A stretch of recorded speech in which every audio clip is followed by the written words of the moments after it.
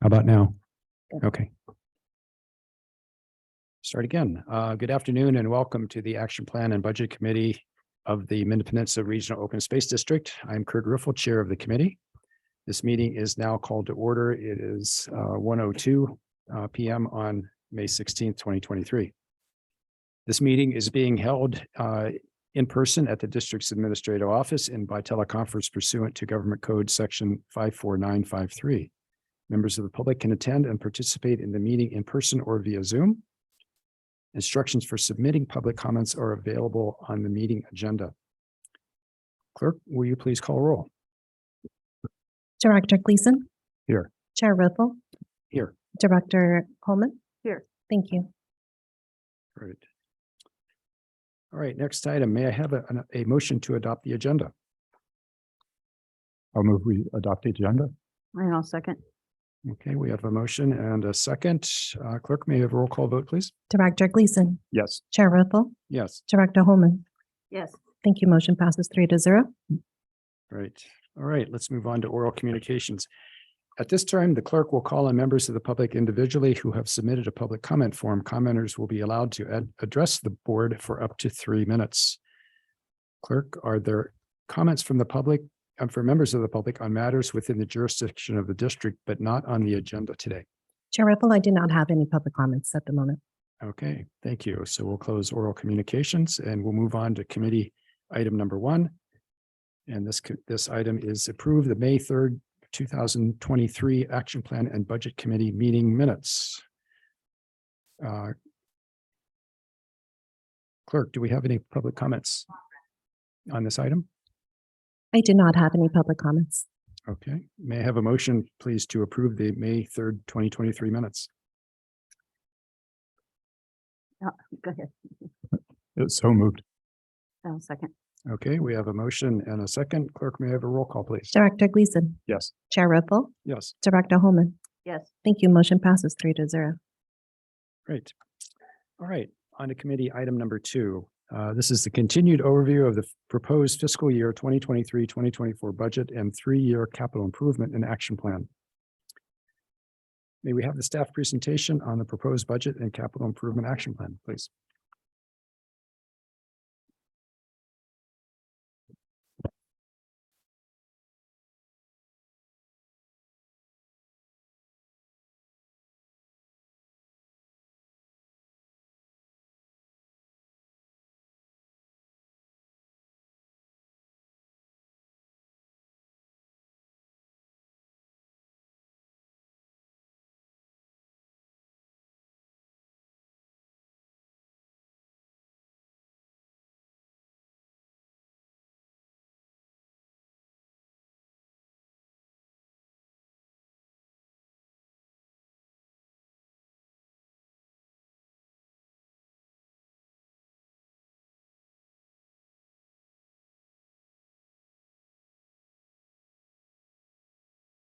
Good afternoon, committee members. I'm Susanna Chen, Assistant General Manager, and I will cover the Public Access Education and Outreach Program with you today. We have a very robust public access program, the total of 41 projects within this program in fiscal year 24 alone, with 34 continuing projects and 7 new projects. Most of the new projects are related to storm damage repairs. This program also includes 6 supporting projects. Just want to remind you the supporting projects are those projects that do not require budget, but require a lot of staff time, require a lot of coordination between within different departments, sometimes externally as well. And I will highlight some of those projects. And because there's quite a few projects that we want to highlight, we trying to rearrange our information a little bit this time. The projects are arranged based on preserve, and the preserve is listed alphabetically. I would love to hear your feedback at the end of the presentation if this arrangement of information is helpful or not. So let's get going. The first preserve that we want to highlight is Bear Creek Redwoods. This is a pretty active preserve. There are quite a few projects that we are working on and or about to work on. The first one is Elma Trail Slide project, and this is a new project related to storm damage repair. During the storm, a segment of the Elma Trail within the preserve was damaged. There's a slide that damaged the culvert and the trail, and we'll be repairing that. This project is part of our request to FEMA for funding, and so the actual scope or the budget may change as FEMA staff assessing the project. So just wanted to mention that. The next project is parking lot culvert. That is also a new project that as a result of recent storm damage. There's an existing very large culvert, 60 inches in diameter, that's running within this preserve, starting from the west side of Bear Creek Road, goes under Bear Creek Road and extend into the parking area within our preserve. The segment that's under Bear Creek Road is within county's jurisdictions, and that was severely damaged. And in fact, that was part of the reason Bear Creek Road was closed. And the county is currently actively repairing that segment. The segment within our preserve under the parking lot, it's about 500 feet long, also sustained some damages. And there's already some existing conditions. And after the storm, we inspected the culvert and confirmed that there's gonna be repair needed within our segments. So the project is pretty significant. The cost estimate is about $1.5 million. This is a part of our request to FEMA. And again, the scope and the budget may change as FEMA assess the project site. So, but work needs to be done. The other three projects are continuing projects within Bear Creek Redwoods. North Parking Area aims to implement the visions in the preserve plan to introduce additional parking area within the preserve in the area along Bear Creek Road, kind of halfway between the stable and Highway 17. We are in the process going through the planning process. We have already done some community stakeholder engagement. We're planning to bring the conceptual design to PNR in first quarter of FY24, which is coming up really quickly. And we are anticipating that we can get through that planning process by the end of FY25, and we can move into construction implementation in FY26 for that particular project. Bear Creek Stable, you're very familiar with this project, and we are currently in permitting phase, and we're hoping that we can get through that phase and get to construction next year. Phase 2 trail improvement is also a very active project. In fact, the construction of a portion of that project is starting this week. And part of that construction project, we'll be doing some repairing of slides, retaining wall installation, new bridges and culverts. That is a contractor is going to do the work. As part of that project, our own crew is also doing the trail constructions. They have been working on it for the last couple construction seasons. I think there's some work remaining for this construction season. We hope that to complete the trail construction after this construction seasons. As part of that phase 2 trail improvement, we also gonna construct a new trailhead at the intersection of Highway 17 and Bear Creek Road, and that is in permitting phase, and we hope to get to construction next fiscal year. So all those elements is part of the phase 2 improvement project. And as you know, the multi-trail use discussion is also ongoing, and we're doing evaluation as a parallel effort. So those are the projects that in Bear Creek Redwoods. Now we'll move to Cold Creek. And in that preserve, we've been actively working on the Alpine Road Regional Trail project, and you're also very familiar with this project. We completed the upper portion of the construction last season, and the goal of this project is to repair the Alpine Road and convert it into a trail connection to connect Portola Valley and Skyline Boulevard. in this upcoming construction season, we will be doing construction work at the lower end of this trail and doing some retaining wall construction. The construction contract is already approved and awarded, and the contractor just waiting for the construction window that is allowed by the permit. And one thing I wanted to mention here is that in the area just immediately adjacent to where we're going to do constructions, during the storm, during the recent storms, it also sustained some damage. There's some slide that's happening in that area. We are in the process of doing some evaluation and working with our contractor to see if they can do the repair, and then we can include that work as part of change order. So we're doing some evaluation. If it's feasible, we may be bringing that to the board for your approval. So just a little heads up. The next preserve is El Corte de Madera Creek, and we'll be working on a springboard trail, culvert, and bridge project. That is also a new project that related to storm damage repair.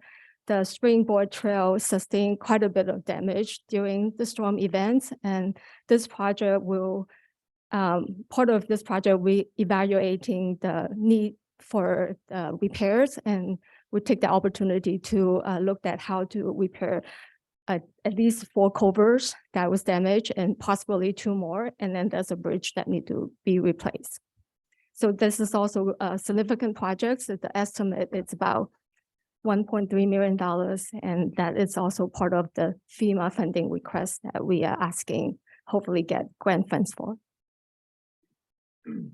So I'm going to move into the next page. I just want to, maybe I stop here and see if you have any questions on this. Yeah, thanks, Susanna. Thanks for that overview, but I think this would be good to pause and let the committee ask any questions. So, committee? Any items to question? No? Okay, I just have a few very, very quick ones. Okay. Could you comment a little bit, Susanna, on the whole FEMA funding process that we have to go through? Because you said something interesting is that I think you said that depending on how FEMA, if you will, tells us how to do the project, that's how we're going to do the project. And that's interesting. Could you go into that a little bit more? Yes, so I am actually not personally actively working with FEMA on that, but obviously I hear staffs report back. Just give you an example, the parking lot culvert project, and FEMA has gone out to review the site. It was quite a process, right? We have first a meeting here to talk about the project, and then we accompanied them outside to walk the site.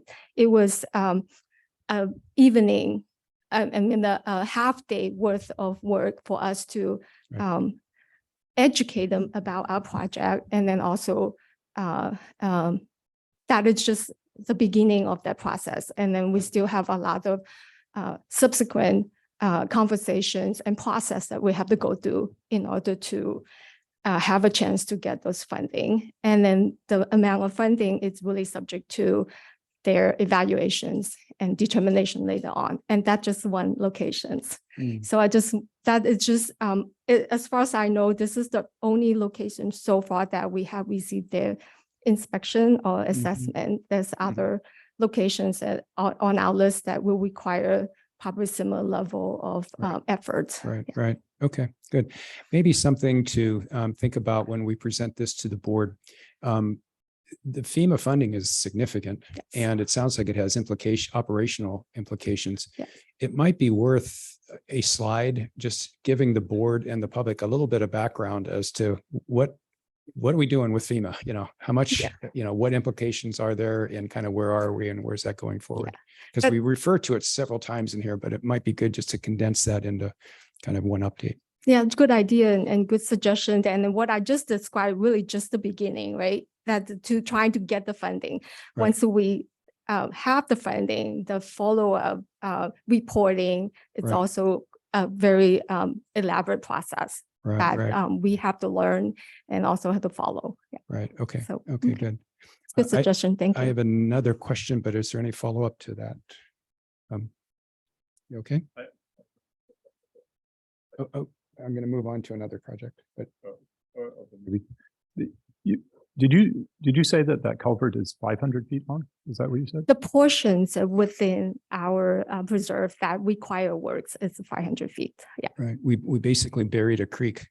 Or no, a creek was And- buried for us.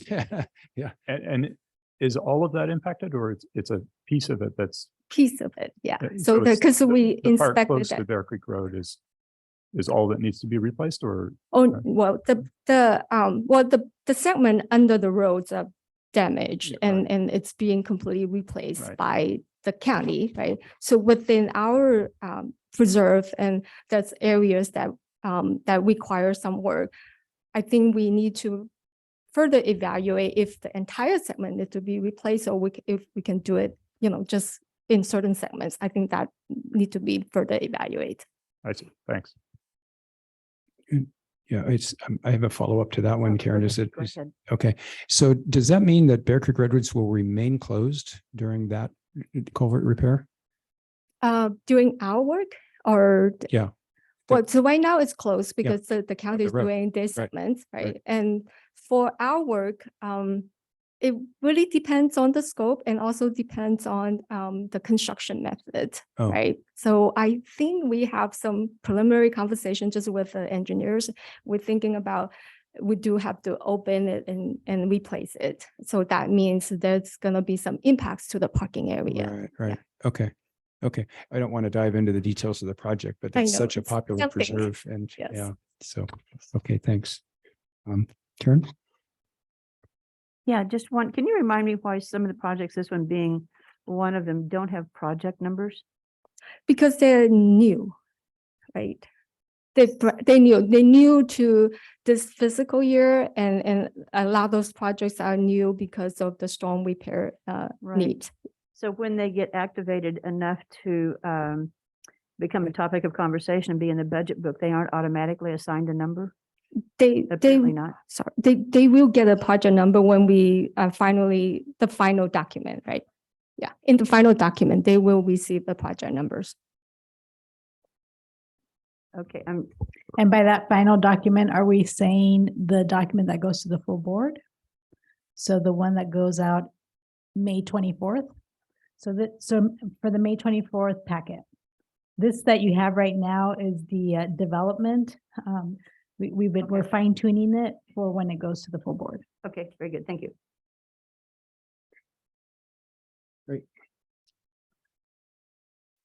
Okay, thanks. I think Can- we're set. All right, so the next preserve that we will highlight is the project in El Sereno. That's the Spooky Knoll Trail and other new Highway 17 trail connections. So Brian talked about the wildlife connection at the last meeting. So for the Highway 17 projects, that's actually 3 components, including the wildlife crossing, the trail crossing, and also the trail connection that leading to the trail crossing. So this project captures the trail connection portion of the work. And Spooky Knoll Trail is mentioned in the project name because that trail is part of that connection, and that trail also received grant fund. So we'll be able to advance that trail once we get to the environmental review for the entire project. So Spooky Knoll Trail we anticipate to complete the environmental review for the entire Highway 17 projects by the end of this year or maybe early next year. Once we complete that process, the Spooky Knoll Trail project can advance into detailed design construction. So we anticipate that will happen in 25, fiscal year 25. And now I move on to another preserve, the La Honda Creek. And this is also a very active preserve, and we have quite a few projects that we are working on. The first one is trailhead and parking feasibility study and CEQA review. This is a project to evaluate the recommendation from the La Honda Creek Public Access Working Group's recommendations and aim to provide public access to the central part of the preserve. And the work is well underway. We have been evaluating the working group's recommendations, a total of 4 sites that they recommended us to look into. And we have completed the opportunity and constraint evaluation and presented that to the PNR recently. And now we are moving into the conceptual design phase. We're hoping that we can complete the feasibility phase of that work by the end of FY25, and then we can move into the implementation, which will be captured in a separate project. The next project that we are working on in La Honda is Phase 2 Trail Connection. That is also a very active projects that we've been working on for some time, and the project will realize the visions in the preserve plan or master plan that will provide connection to connect the lower part of the preserve to the middle part and the upper part of the preserve. And we are in permitting phase of that work. We're hoping that we can complete the permitting phase in fiscal year 24 and then moving into construction in FY25. The White Barn structural rehabilitation is also a project that we've been working on for some time, and we are releasing bids for that project, I think today. So if we can get viable bids, and we should be able to go to construction and finish that by the end of this fiscal year for that project. And the next one is parking area, south area. This is a new project being added to the work plan or the action plan the first time, but we won't start until FY25. And this is to look at parking area at the southern edge of the preserve as recommended or envisioned in the preserve plan. And part of that study, we'll look at parking and also including accretion parking. And the study area is just across from the existing event center. And the last project that I want to mention here is the Portland Culvert and Bridge Improvement. And that is the projects to improve a culvert or a bridge that is on the main access road from Skyline into the preserve. And work is already underway. We're doing evaluation, and we will be moving into permitting and detailed design next year and construction the following years. So I'm going to pause here. Any questions on those projects? Director Holman. So I think Pete was known for like, do it faster. So I have a question about White Barn structural rehabilitation. Okay. And it'll come up in a couple other places too. But you're right, it has taken quite a while. I mean, I think we started talking about that, well, after I joined the board, but probably like 3 years ago. Mhm. And it just doesn't seem to me, I mean, having some experience with construction, rehabilitation stuff, it just doesn't seem to me to be a very big project. So I'm not quite sure why it's taking so long, because it's not even scheduled to be completed until, next year. Right. So that is a project that it's on our work plan for a couple years, but it was delayed mostly due to staff resources constraint, and it's handled by our engineering construction department, and that department have some staff turnover, and also there's some vacancies in the department that they were not able to fill for some times. In fact, they still have one vacancy right now that it's been vacant almost a year. Yeah. So that really plays into some of the projects that was delayed. And Jay, do you want to add? Yeah, if I may.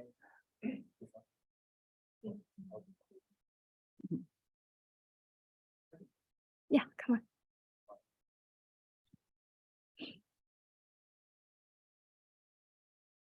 on. Jay Lin, Engineering and Construction Department Manager. You're right, it has taken 3 years. However, year over year, we do prioritize our CAP work, and we didn't see, or collectively, we didn't see that as a priority back then. But, and Susanna mentioned shortage of staff in ENC. However, it is kind of a priority. And we did just open bids this morning, timely, Mm. and we did get 3 bids and we did come in under engineer's estimate. So we are moving that forward. So not to get into the nitty gritty here, but just kind of as a overview. So when you're looking at prioritizing projects, like for me, this is like a smallish project that the building is sitting there kind of deteriorating somewhat over time. So how does the department go about, and again, I don't want fine grained detail, just trying to keep it high level. How does the prioritization taking place? Well, I could start, and if you, or Just unless you kind of- want to. just- Oh, well, just I guess generally. year over year, as a department, we work with GMO to talk about the priorities, and that's also a kind of a higher level discussion during board retreats. So collectively, we bring all the projects forward to board retreats and we talk about the priorities, and so that's how that gets done. So it's not, a personal decision, on that level. Just to add to what Jay said, really start with the board priorities, right? Board's goal for that year and the board's priority. That help us when we looked at the project, when we have to make choices, because we cannot move forward with all the projects that we originally planned for various reasons, and oftentimes it's because of staff shortage. And when we have to make choices, so that's when we looked at the priorities that board set, and look at sometimes it's a funding deadline, if it's a grant fund, and there's certain deadlines that we have to meet, and those get the priority as well.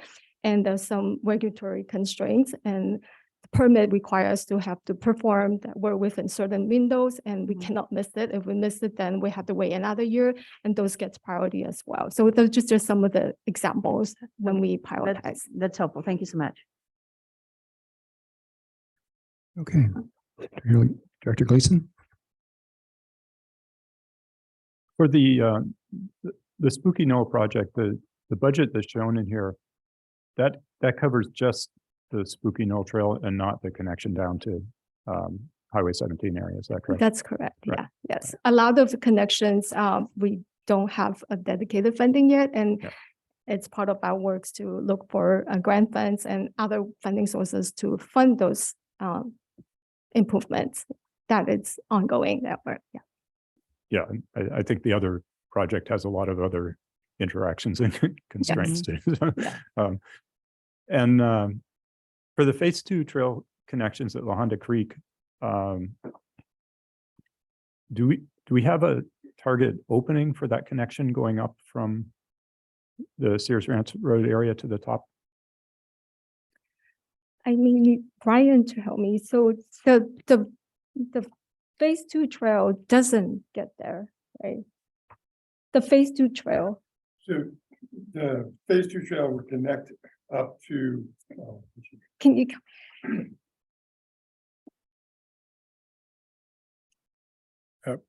Brian Malone, Assistant General Manager. So the phase 2 trail would connect up from the existing public access up to the permit access area. And you're asking when we expect that to open? Yes. Yeah. And I don't know if we have an exact time frame on that yet. So there's still development and scoping and looking at the alignment. And then once we have that the alignment nailed down better, then we'll probably have a better idea of the scope. But wouldn't be going into construction until next year. So it would either be 1 or 2 construction seasons after that. Okay, and when that opens, so I mean, one reason I'm asking this is I have a bunch of people asking, when can I ride my bike up there? Would you have access out of La Honda Creek at the top or not? So no, not necessarily. So as a reminder to the board, our access into the top of La Honda Creek is through Allen Road, which is a private road through permit only. And that's, we do the permit system with the public to provide access. But it's because we have a limitation in the number of vehicles through there. So we would not have access out of the preserve, and it would be a board decision whether to provide. The board commitment is that we will have bike access on a loop trail that was deferred for a little while, or when we have through access. So it'd be a board decision whether to provide access just to be able to ride up into the Allen Road permit area and then back down. Okay.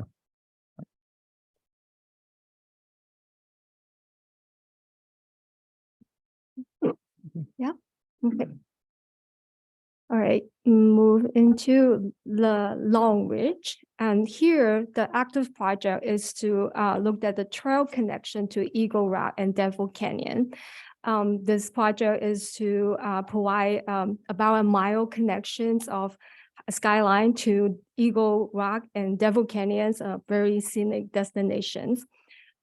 We have already done some really preliminary scouting and learned that there's some sensitive natural resources along the way, so that require really careful planning and evaluations. So we will continue to do that in the following year, and technical study will come after that. As a companion project, we'll be also working on looking at parking feasibility study in this area, knowing that the Eagle Rock and Devil Canyons gonna be attract a lot of interest and gonna increase the parking demand in this area. So we wanted to look at providing more parking in this area. But because the planning department is leading that study and they don't have the bandwidth to start that work until fiscal year 26. So it's on the book, but it won't start until FY 26. The next preserve is Miramonte Ridge. And here we'll be working on the Johnston Ranch Loop Trail and parking area. That is also a project that we won't start in FY 24. We will start in FY 25 when we have the ownership of the property. And we anticipate to complete that acquisition in FY 24. That's why the trail project is scheduled to start in FY 25.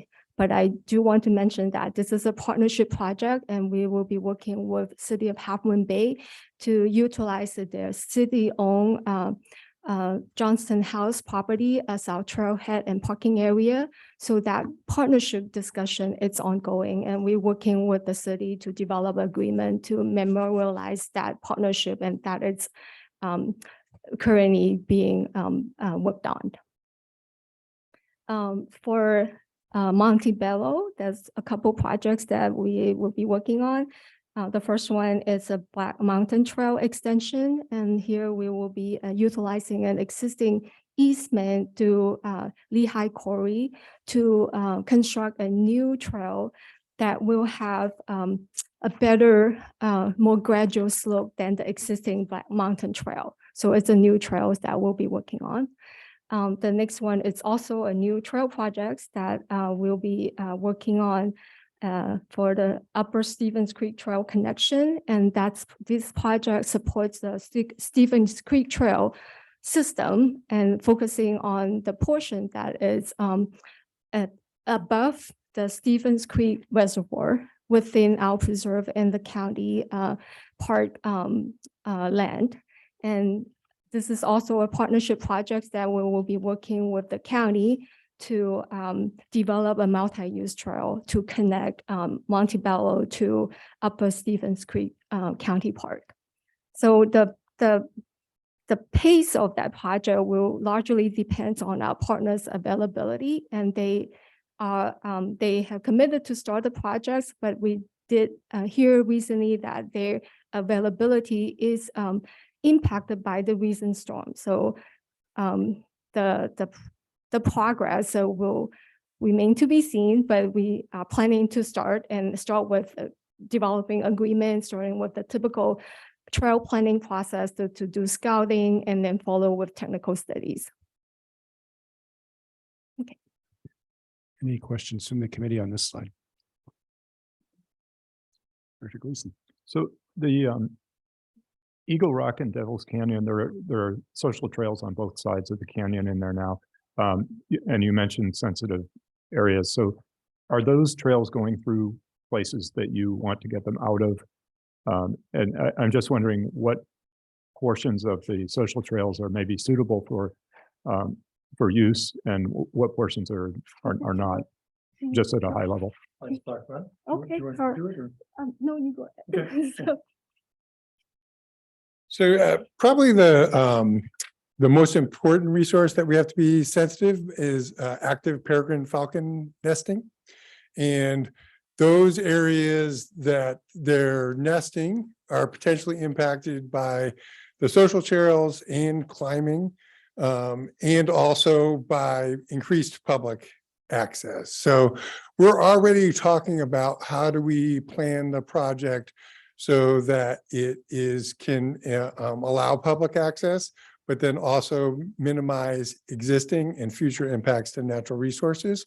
So it could end up where a situation where maybe you have a public trail, but that even existing use now is closed seasonally, both climbing and trail access during nesting season. So those are the type of things we actually had a pause, or not, I wouldn't really say a pause, just a milestone in the project where the project staff came back to the GMO and we went out. Nice place to take a hike. So I was glad to get out of the office, and Anna and Stefan, or Suzanne, you weren't able to make it, but anyways, we went out on site and talked about, yes, we want to proceed, but we're going to need to be really sensitive to the resources in the area.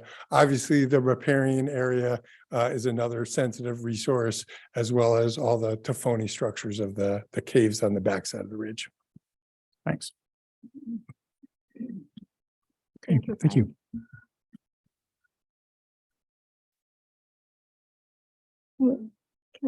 Okay. All right. Coming up to pretty active preserves. Start with Purisima Creek Wetwoods. We have two very significant regional trail projects that are ongoing in this preserve. The first one is Highway 35 multi-use trail crossing and parking. You're pretty familiar with this project and you had a chance to visit the project site as well. Here, we're trying to evaluate the feasibility of having a trail crossing over Highway 35 as part of a regional trail connection, supporting Ridge Trail as well as the future Bay to Sea Trail. And also as part of the project, we're looking at the feasibility of expanding parking capacity at the existing North Ridge parking area. And work is well underway. We completed the opportunity constraint study, presented those findings to PNR, and we are moving into conceptual design phase right now. And our hope is to complete that in the next fiscal year. The next project on the list is Purisima Creek Road vehicle access. This is a new project that is related to storm damage repair. Purisima Creek Road is a major access road for patrol and emergency access. And it was damaged during the recent storms. And we are, as part of this project, we're looking at evaluating the long-term viability to keep this as a vehicle access road. And if it's viable, and the repair will be pretty significant as part of this project. And again, this project is in the FEMA package that we hope to get additional funding for. The next three projects are the results of the current Purisima to the Sea parking and trail feasibility studies.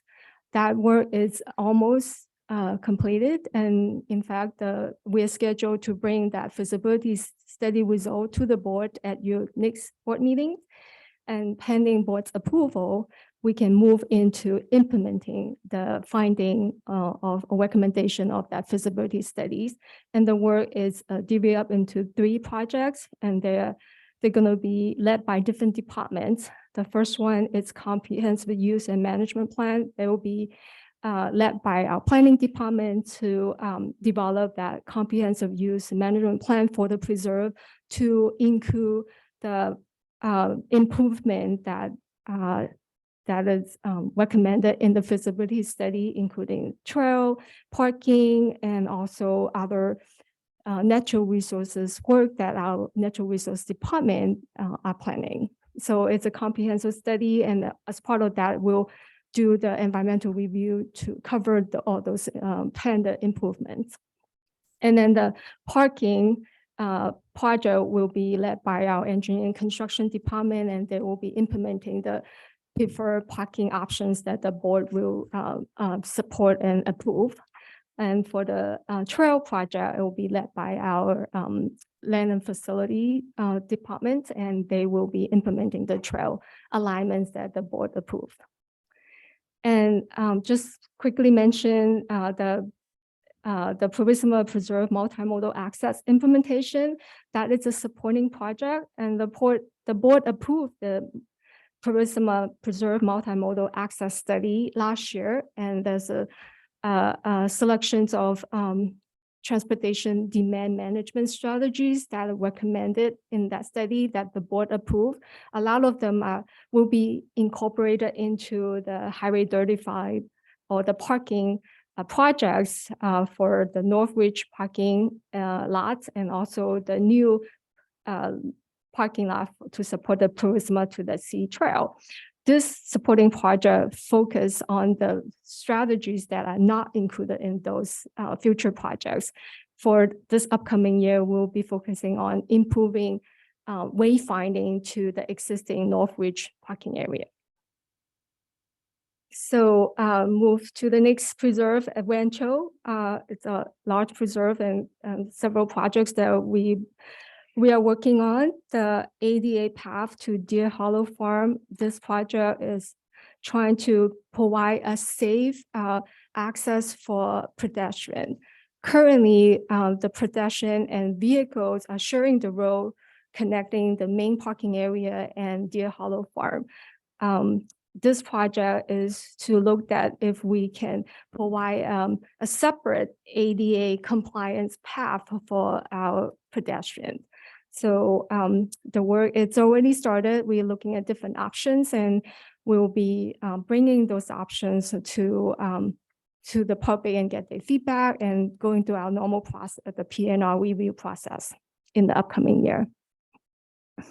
And the next one, the restroom project is a partnership project with City of Mountain View, and we will be replacing the existing restroom with ADA compliance new restroom at Deer Hollow Farm. And the last two projects, actually just one project to implement multimodal access strategies that the board approved, but we have two separate projects to track those improvements. Some of them are Measure AA eligible.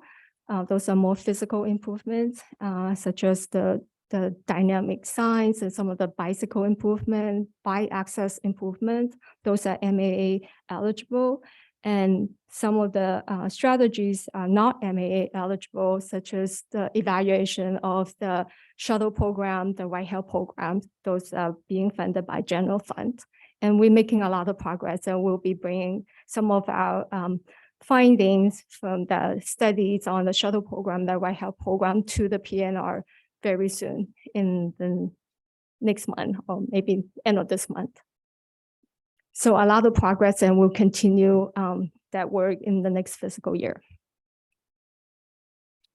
Great. Before we go on, any questions? Dr. Holman. Yeah, I had thought, I can't remember now where I read this, if it was here in one of the board reports, that we were deferring ADA projects. So the Deer Hollow Farm ADA path, I have two questions about it. One is, this is obviously not being deferred. I will actually get to that ADA implementation project later in the presentation, and I will explain what is being deferred, what is not. So I can provide some more detail. And this is a separate project. It's really to look at, this is a safety improvement project to look at if we can separate the modes of transportation. We have people that walking, we have people that driving, and right now they're sharing the same road. And we wanted to see if we can improve the safety to separate them so they have own path. That is kind of the goal of this project. And I'm all for separating. I can't quite picture in my head. Because this says may require one or more road crossings and maybe even a potential bridge. So I guess my question, and you don't need to get into specificity about this either, but a question would be about how much impervious surface would be added to that area. It's fairly paved anyway. but Yeah. Are we adding much if we're talking about separating the paths and adding a bridge and vehicular stops and crossings? It seems kind of intense. Yeah, so that is kind of the trade-off, and that's what we're evaluating. And then that's why we had to bring those options to do a process. Like the public will have the opportunity to weigh in, PNR will have the opportunity to review and Okay. provide feedback, and ultimately, I think board will have to approve that as well, because some of those trade-off and the your questions about impervious surface.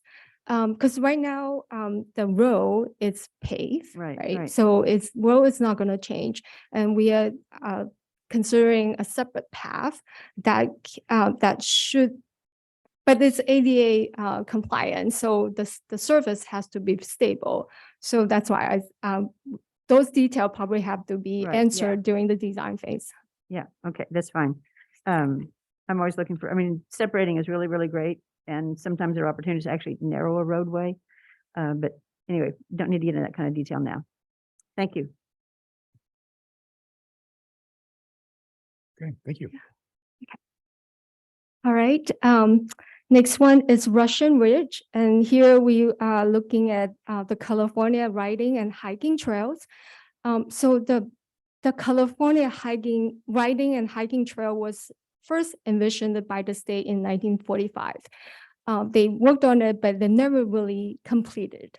So it is not complete. But as part of that effort, the state holds some trail easements that they no longer need. The district is looking and pursuing some of those segments that it's useful to us, that can support our work and our missions and our goals. So we have identified segments that will connect Russian Ridge to La Honda. So we are working with the state to transfer the easement to the district, and we're also reaching out to those property owners that be impacted by this potential ownership change, and we will be able to bring that to the board in the next fiscal year for your considerations.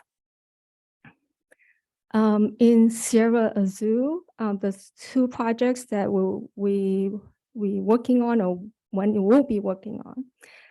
The Guadalupe Creek crossing replacement.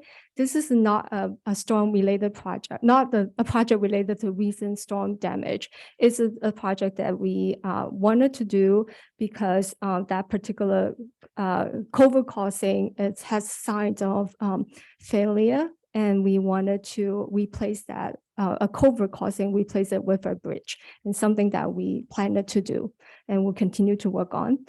The Lancome Trail slide, it is a new project. It's part of the storm damage that we need to repair a culvert and the trail. In Windy Hill, we will be continuing with our effort to further the Hawthorne's area plan. So the area plan is a comprehensive use and management plan for the area to provide guidance on natural and cultural resources management, land management, and public access. Work is well underway. We have done other good works to advance the area plan, and the board recently reviewed the opportunities and constraint report, and also approved the formation of the public access working group, and we will continue with that effort. Next. couple years. So questions on Okay, those? questions? Not seeing any. We're almost there. So this is my last slide. So the first one is ADA barrier removal. So that's to answer Director Holman's question. So this is a project that it's ongoing project. We have, the district has ADA transition plans that identifies the access barriers within our preserves and our properties, and it's over 1,000 access barriers. And we have a plan to systematically remove those barriers. It's a 15-year plan. And this project is to capture those work. And every year we allocate certain resources to, and then we have a plan to target a certain amount of barriers. And the work is primarily being taken care of by two departments. One is our land and facility department. So some of those work, we can just issue a work order and our maintenance crew can take care of it. Some of the larger scope project work require consultant design and contractor construction. Those works are being those are the work that our engineering and construction department handles. So, and every year the program can capture kind of both elements. So because we need to free up some resources to address the storm repairs for this upcoming fiscal years, we will not issue work orders to our land and facility department. So they will not get assignment to work on the barrier removal portion of the work so that they can work on other projects. For the engineering and construction department, they slow down their work a little bit as well. And that's the projects that is they've been working on to address the easy access trail at 3 locations. And it was also good timing that because we wanted to slow down that project so that we can pursue a grant fund. So that project is about $1 million, and we have identified a good fit of grant funds that we can pursue for that particular project. So originally we're going to go to construction this construction season. So we slow down that project so that we can pursue that grant fund. So construction will happen next fiscal year, but the engineers are still working on that project to and work with our grants department to make sure that we can respond to their requests regarding the grant application. So those are the work that's still going on, but construction of that easy access project will happen next construction season. And also our land and facility group will not get the assignment work order for barrier removal type work. And we're still doing okay. So we are about 4 years into our 15-year program, and we're about 40% complete in terms of number of barriers that are being addressed. So we can slow down a little bit in terms of the overall program implementations. Yeah. All right. So, and then the next one is Highway 17 crossing, and this is for the crossing itself. So you already heard about that. The last 2 projects are new projects, and it's capturing all the repair works that we need to do as part of this storm damage repairs. Those are the works that not captured in those individual larger projects. So that concludes my part of the presentations. And any questions? Okay, question. I have a couple, but colleagues? Questions, Greg? Yeah, I just had a question about well, first of all, the ADA barrier removal, I think is a great project. And if I remember right, it at least partly came out of engagement with the public. I think Yes. it was really good.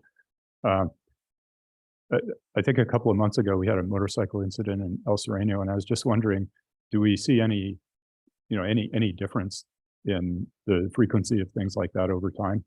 I mean, any unintended consequences of barrier removal?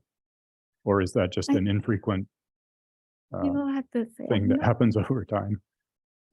Yeah, I mean, the overall trend is good, right? So there's a process when district moves into a new area where there's existing recreational use on unsecured lands. So overall, motorcycle use has gone down. We used to have, or at the beginning, we had a lot more angst about, basically providing a 4-foot wide opening to all the preserves, because that makes it a lot easier for a motorcycle to get in, dirt bike. What in fact has happened is that has not been as much of an issue. And people always, if they were getting in, they found a way around anyway. So definitely more important to provide the ADA access, but also it has not created a big new issue. Great, thank you. Director Holman. Just one quick thing is, you asked at the very first if, Yeah. about how it's organized. You'll hear a little bit more about this later, but I very much appreciate that it was organized by Preserve. Okay, thank you.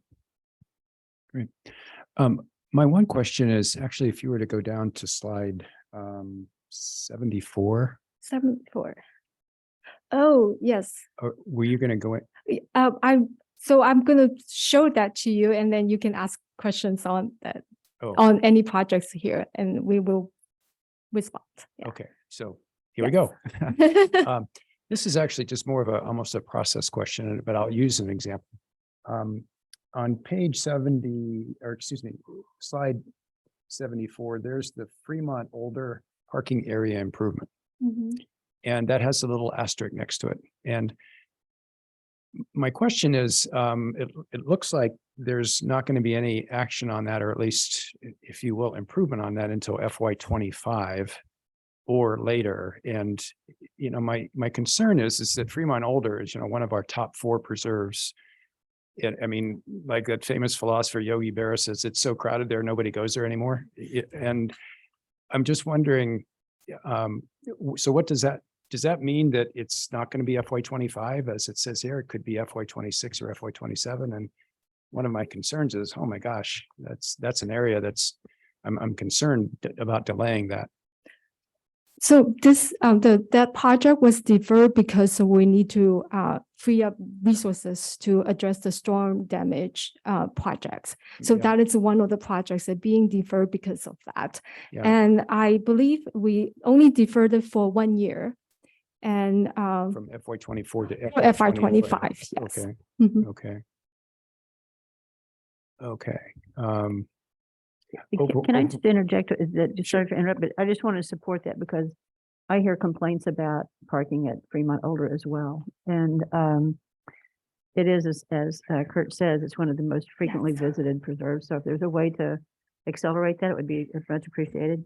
So I just want to set expectations because you would think from all the parking area improvements, we would add parking capacity. It's to manage the existing chaotic situation. Probably it will have less parking capacity. So just keep that in mind because we're going to, try to manage the use so it doesn't impede travel through there for the residents or emergency access. And so that the parking is orderly. Sometimes you'll go there and someone is parked right in the middle of a travel lane. So it will improve the flow and safety, or not safety so much as car safety, like dents and dings. But it will not handle our capacity issue there. Just kind of setting expectations. Right, right. Okay. But it could and would reduce frustration and better utilize the spaces that are there. Hopefully. Yeah. That's, yeah, that would be the vision, yeah. Right, yeah. So, okay. And part of that project will improve the ADA compliance as well. So that may, just to echo what Brian said, that may actually reduce the parking capacity because the current ADA requirement will be probably more stringent than before and to meet current standard, maybe we needing more space for ADA space and then more room for them to maneuver. So that will potentially reduce the parking number of parking spaces there. So, but it's part of the work that we'll look at also how to improve the circulations and the efficiencies. And so maybe we can balance out, but that is going to be worked out as part of the design. Thank you. Not seeing any other, so I guess, I can move. did you want us, if there were any other questions on these, these Yeah, three I can slides? keep going because there's a couple other slides, Okay. all the projects. Well, we don't have to go through each. Are you just giving Yeah. us the Oh, opportunity to yes. ask a question if Right. there is one? Okay. Yeah, if you have questions on the list. Okay. So colleagues, any questions on these other projects that weren't highlighted? Oh, sorry, should I go back? 24, 74. I think the project I wanted to ask about was the Kennedy Trail retaining wall. I was wondering that I think the purpose is for emergency access. And is that initiated by an outside agency or is that initiated by MidPen? By MidPen, yeah. And what type of emergency access are we talking about? Well, currently, currently we don't have enough width for allowing emergency access to pass. And in order to create that width, we need to construct the retaining wall. That's the project. But the project was put on hold because there was some negotiation with adjacent property owners. And the hope was that maybe relocating some fence can create that space. But unfortunately, that negotiation didn't result in favorable results. And then we will have to move forward with the project. I guess I'm still a little confused about what types of vehicles are we talking about? Because you can still drive one of our Rangers trucks up there, right? And is it fire? Is it for fire? Fire, yeah. Oh, okay. Yeah. A wildland class 3 engine is what you want to have. I mean, otherwise it's a very broad road that accesses a lot of wildland area. So it's extremely important, not only for emergency access, but also we can't even safely get our water truck through for maintenance. So that's an example of the size of basically a commercial vehicle, which a lot of our access roads, you wouldn't need that type of access. But for a nice broad road that provides access to what would otherwise be a very inaccessible area, it's important to remove that one pinch point.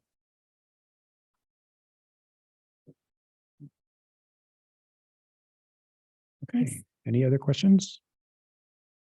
Seeing none? Thank you. All right. All right. Brian, you're up.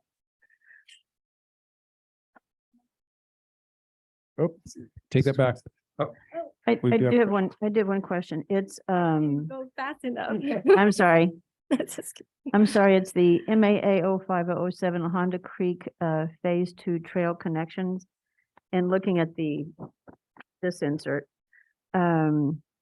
it says it is connect visitors from Harrington Creek Trail to the central and northern areas of the preserve. Where is that trail presuming to go? I always imagine, because I mean, there's a map that shows the trail alignments, but I was in my head that it's kind of the spine of the trail system. It kind of goes into the middle. Yeah, so it connects right here to the middle part and the upper part. So it goes. So where at the upper part? So last year there was a project and I asked a question about it and I'm just wanting to know if it's still the same because it wasn't, what was indicated in last year's budget, I learned later in some reading, isn't consistent with what the master plan or vision plan for La Honda is. So where is this trail? What's the terminus on the north end? What's the terminus of this trail proposed to be? Yeah, so it's the existing permit access trail system at the top. So that what we call the Allen Road area or the Dyer from the former property owner. So there's a trail system that's now a permanent trail system that's shown on the map. And the new trail construction will connect up to that trail system. So I think of the Allen Road as being central. We consider, as far as our terminology, Allen Road as being upper. Okay, all right. And then Red Barn is kind of central. I mean, and then more confusing, MAA is just two separations, right? Just the Driscoll, former Driscoll area, and then everything above. Okay.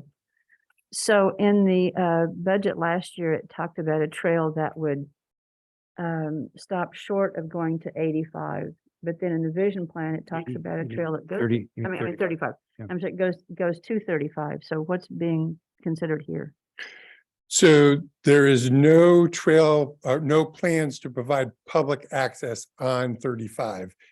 Even envisioned in Not the, on, but to 35. So people could get dropped off or whatever and hike a trail in. correct. So the preserve master plan does not include trail access off of Highway 35. It includes access to the area where the former Redwood cabin is, and then access going north for the Bay Area Ridge Trail connection. Yeah, okay. I think it's probably something we could Yeah. sit down and pull out a map and look at. Yeah, that's where I was, Yep. I'm such a visual person. I probably need a map too. Yep. So thank you for that. All right. Next statement, right? Let me see if I can switch this.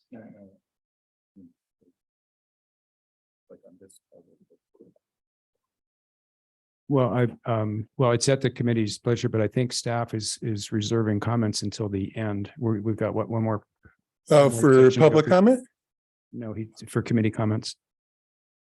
At your discretion. I was kind of holding mine until the end to comment on all, but if you have some that you'd like to make now, that's probably okay too. I'd prefer, let's just hold them until the end. Okay, Yeah, sounds just good. queue 'em up. All right.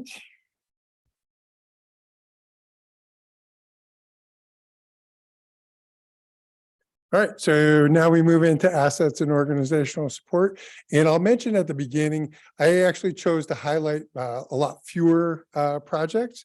So it'll be kind of at your menu discussion once we get to those pages that just list all the projects if you want a little bit more detail. This picture is intentional at the front. One, because, how often do we get to have snow pictures? But then also because the kind of last of our existing facilities that really needs some rehabilitation, remodel, and a real look at what the needs for the area is our Skyline Field Office. So we are proposing, and this is a project that actually came to a certain level of development to the board many years ago. And now we are bringing it back because of the urgent need of, it really has exceeded the number of people and equipment has exceeded the capacity of the existing arrangement of the site. So we will be looking at that, and that's why I included that project. Right now, what we'll just be getting into is looking at what are the needs and also looking at this issue, and this combines to this other project shown under the facilities, is where do we need to have staff stationed to manage all of our preserves along the skyline area, and then what amount of staff can be stationed at a coastal field office. And it's hard to do that figuring without having a good site for the coastal field office. But that is an active project that we're looking for an area for the coastal field office. And then also thinking about where our facilities are located. So our initial thinking is probably that the Skyline Field Office will be maintained as the main hub. But we'll still have quite a few operations running out of the coastal field office. Right now, our little outpost at the event center is mostly just the Ranger Patrol that's responsible for the coastal area. And then here, as you know, our office is really complete. But we do have two main projects that are left that we'll be working on. And one is the wall here. I think you're aware, I'm really excited about the artist that we are working with to do the interpretive wall. Jane Kim, if you went to the Committee for Green Foothills celebration last year, she was featured. I think it's going to be really, I mean, it's already like an incredible looking office, but that'll put it over the top. So we hope to complete that in the next fiscal year. And then when we moved in, or actually when we were building, when designing the facility, we thought we were going to district staff was going to be upstairs and also on the wing over here. And then when we went to more of a hybrid work model, we realized we could fit upstairs. So we were looking at the possibility of retrofitting that whole side of the office to be a rented suite. Now, as we've worked in our space, we realized that we need a little bit more space. So we are going to be developing half the space, roughly, downstairs for an additional rental suite, but then also having space for district staff to expand into on the first floor here. So those are the two big projects for the administrative office. All the other stuff is really finished up. Moving on into other structures, Sierra Azul Ranger Residence has been a little bit of a slow slog just due to permitting issues. It's one of these things where we had two existing structures, but somehow we still have to end up because they weren't fully permitted as separate structures, permitting one as a ADU, additional domestic unit? Dwelling, thank you. Additional dwelling. Accessory dwelling, thank you. God, not getting any of the acronyms right there. So, but that's the permit process that we'll be going through. And this is really an essential, we have a maintenance house there now, but we don't have any residents in our south area. So we are looking forward to having a ranger residence in our Sierra Azul area. Structure dispositions is one of the ones that's getting deferred. We will just look at which structures we're doing. Probably on the top of the list are some of the Long Ridge structures that are not in use, but no actual demolition this year. And then the Quam Residence Road Repair, I think the board's very familiar with this one, but we actually are hoping to go into construction this year. As you know, we have a threshold for the expense of that, which if it goes over $350,000 for construction, we'll bring it back to the board for consideration whether to keep that residence. But the board decision right now is if we are under that threshold, proceed, and then if not, bring it back for a board decision. The Hawthorne's Historic Complex, lots of interest in this property, and we have not found a really good partner yet to work with the property. So what we've done is really done a lot more of the background work, looking at what structures improvements would potentially cost for different types of uses.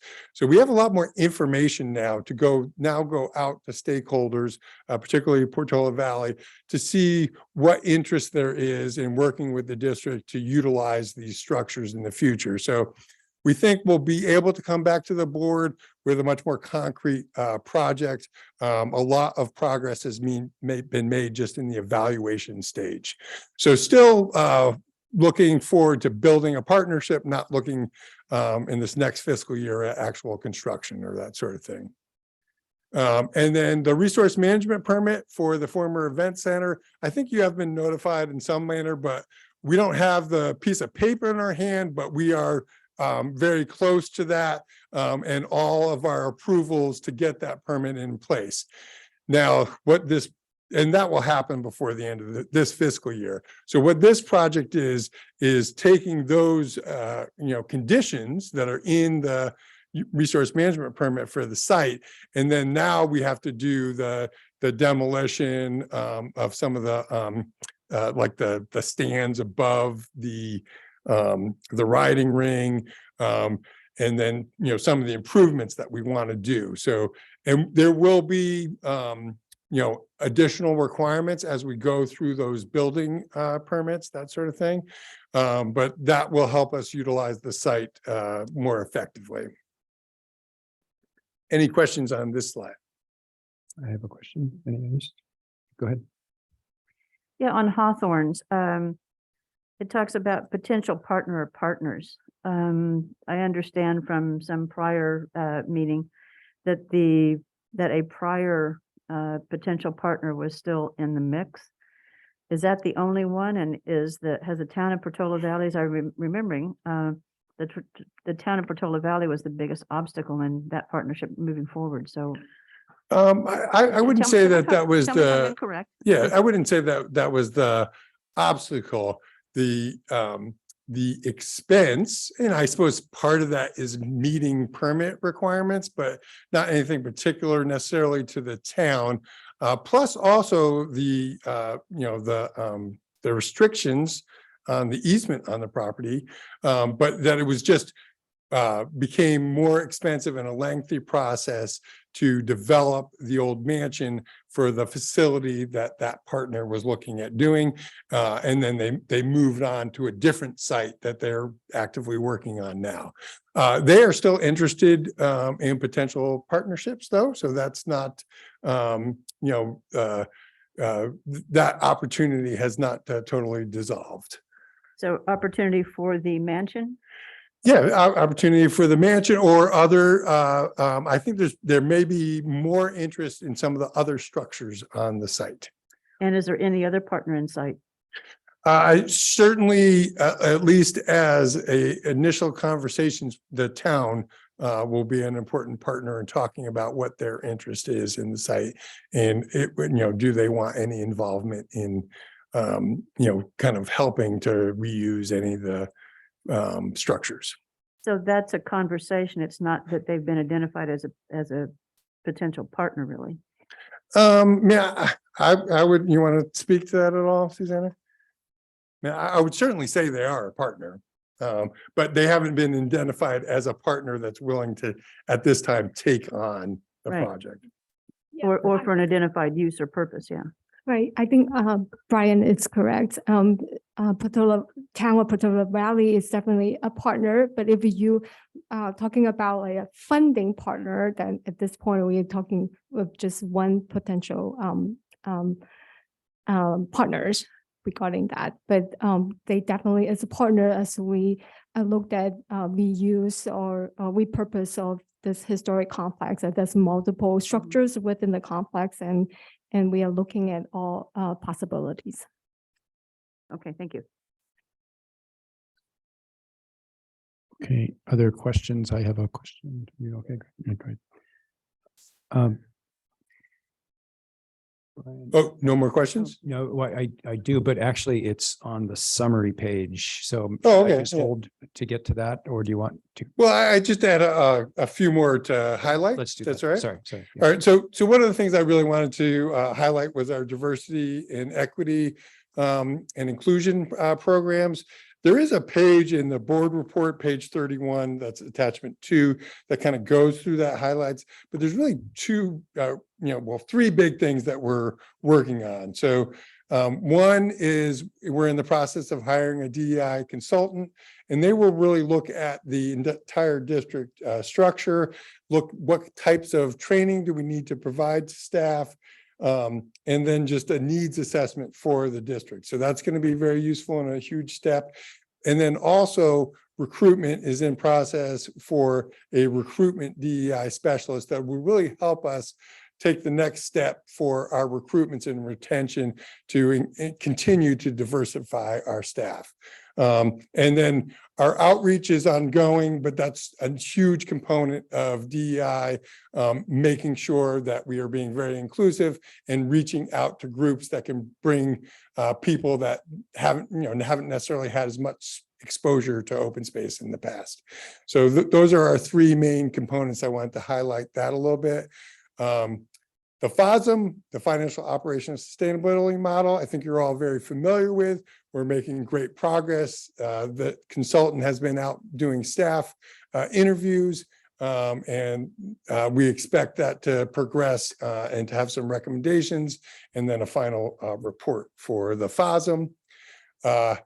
Records management, I'll just briefly mention that we're moving into the digital part of that. We've done really a great job. I think, COVID helped us out. The move helped us out. We're off the paper addiction to a large degree. I say that with my big folder here, but we have reduced our paper use quite a bit.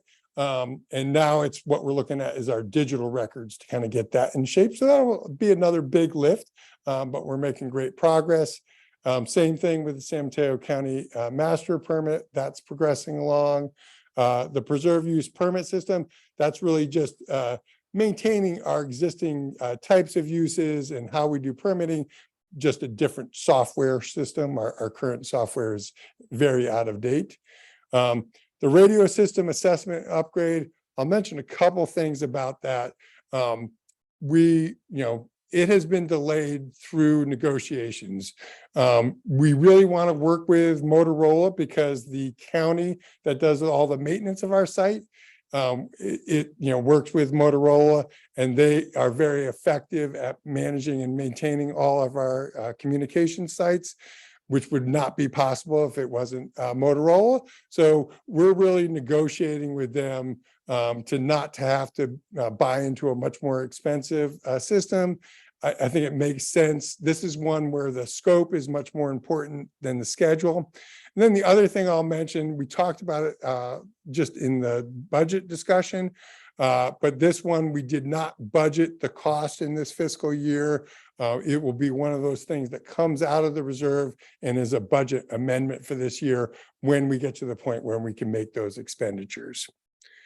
And then the district office server refresh is kind of just a basic, and you'll see a bunch of other ones like that, like the Ranger laptops, where there's just equipment that needs to be refreshed every once in a while. And with that, then I get to the overall slides and questions for anything. My question is actually the previous slide, Okay. but I'll first defer to my colleagues. Any Yeah. questions on this slide? Can you go back to the one you were just showing? Oops. I don't know what I just did here. Oh, no, sorry. This slide? Sorry, no, I'm confused. Go ahead.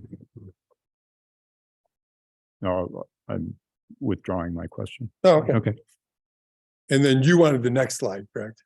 Actually on both. So on this one, the preserve use permit system, if I look on page 37, I just want to make sure that it is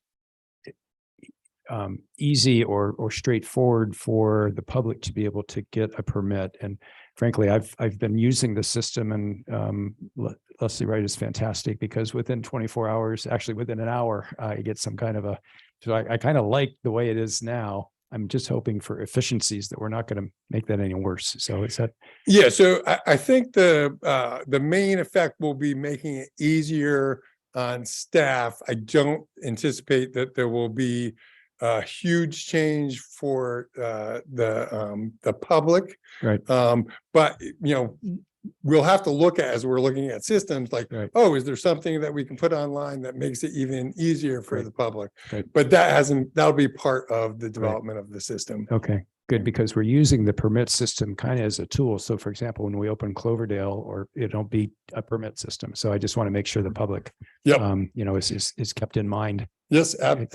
absolutely. Like it's our relief valve Right. for public Makes access. sense. Makes sense. And then if you would go to slide 79.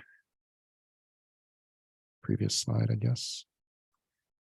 The former event center. So Brian, as you know, you and I have been back and forth on the use of that, especially by the equestrian groups. So does this mean that they will no longer have to also go to the county? Yes, correct. Once we have our permit in hand, that was the commitment from the county. Correct me if I get this wrong. But they just, because they didn't have a use permit for the site, that's the resource management permit. Right. they were requiring each of those events to go through the county's Right. individual event permit process. Their commitment was once we got the permit, they could just go through our internal permit system. Right. Okay. Yeah, so it should be Great. much more straightforward. That's fantastic. Yep. And hopefully a little more flexible is to accommodate different uses there. I Yep. understand, but okay. Great. And then if there's no other questions on the slides that, Brian, are there any questions on the detail slides? And I do have one on this one. Any? No? Karen? Mm-mm. On. Let's see. It's page 138. It's the Thornwood residence evaluation. First of all, I really like how these are really informative detail. But on that one, it says project purpose, content will be populated by the budget department. At least in my copy. So I was just wondering, what is that project? We will fix that. And it's not really the budget department's fault. It's the project managers, right? We need to get that in there. So the purpose is to make repairs to the Thornwood house so that it's habitable and that we can begin to rent it out. And we want to move from the real funky arrangement that we had previously that wasn't really effective to turning it into a standard rental. So the district will take on more responsibility for the regular upkeep and maintenance, and it'll just be a rental residence. I see. Okay, Yep. great. Thank you. Yep. Okay. Any other questions on the overall summaries? No? Okay. I do have no. one. Karen? I do have one question, which is, and I think I've asked this before, perhaps in a different setting. How do we know, or where would we track how we're doing on whether it's so let's say it's a summary on trail completions, on building maintenance, on parking improvement. Is there something that would help us in looking at these specific things? Is there a snapshot at a larger scale, 30,000 foot thing that would help us understand how we're doing in particular areas? Yeah, so I mean, probably the most formal reporting that we have to the board is the MAA, right? So that's where we've made the strongest public commitments to specific projects. So there we have a very formalized reporting program. Obviously, it goes through the bond oversight committee as well. And in particular, one of the things you mentioned was miles of trails. Due to the recent conversations, we have committed to, and we added that to our last presentation, that will be added to what we're doing, like how many miles of trails we've opened to the public. Because really before the question was asked, we weren't telling the board, oh, we've opened 30 miles of trail to the public since we started MAA. Now, as far as the other items, the primary board reporting mechanism is our annual achievements report that looks at our action plan that we've presented and what we've achieved for the year. So it's, I try to get my head organized around these things, and it seems like, well, not all projects are MAA projects, of course. Right. So it seems like that the kinds of things that I mentioned and that you have mentioned would be a great preface, if you will, or a backdrop on which to look at the budget. It seems to me. Yeah, so I mean, and I forget the exact timing, but what we do is at the end of the fiscal year, I think it usually gets to the board about a month later, August and September, is that achievements report.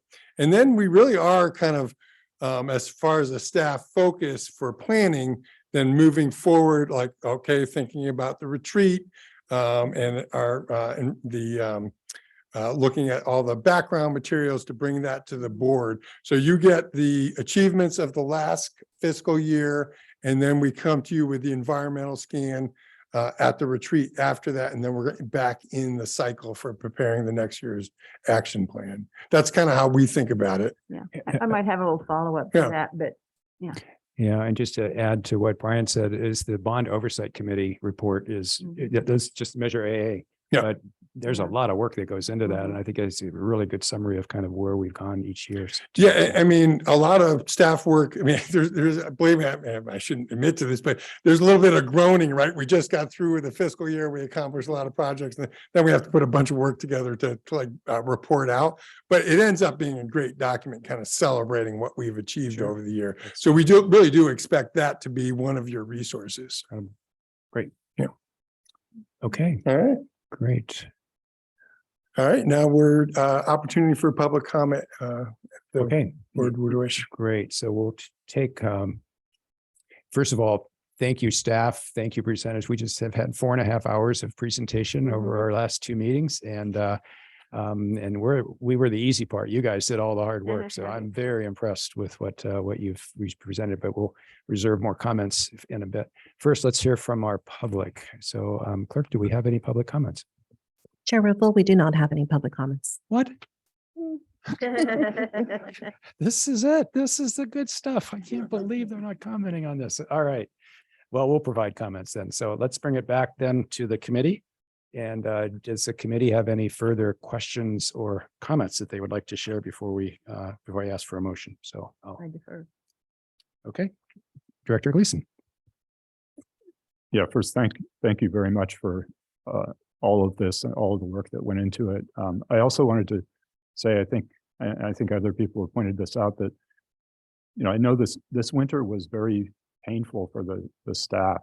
I'm sure more than I know, but I feel like the response to that in the context of this plan, to me, it feels less painful than I would have expected in terms of the impact on the plan. So I think the staff has done a remarkable job in, pivoting and working quickly to address that and reprioritizing, but in such a way that it really feels like, it hasn't had the impact that it might have on these critical projects. So I really appreciate that. And I think the public will appreciate that.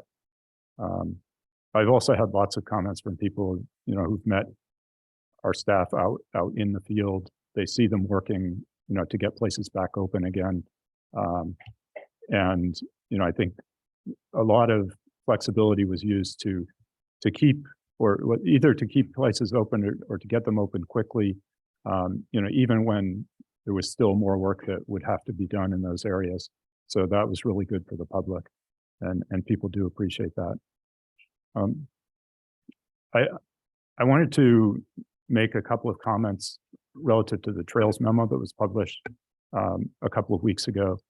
And I mean, first of all, I do appreciate the staff going back and putting all that information together, clarifying what some of the communication has meant. So, one thing that it clarifies is the 200 miles as a vision for the 25 projects, right? It's not going to be a commitment. I think that's clear, but that gives us a framework for talking about it.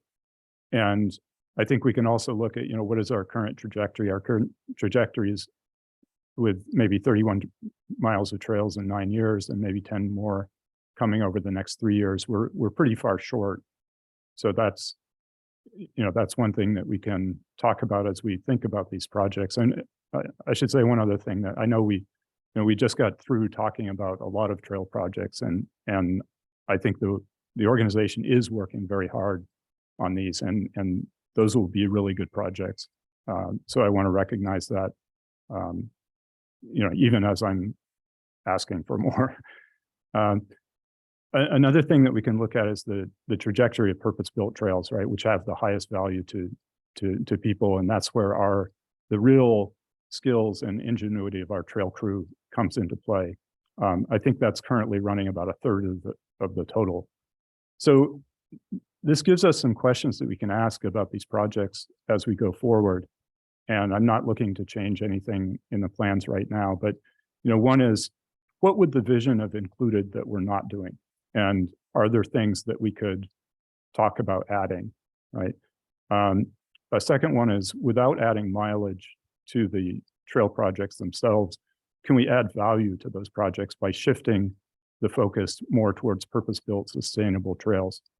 And along with that, are there more places where we can creatively use, road retirement, road to trail conversion, building a trail experience on top of legacy road alignments?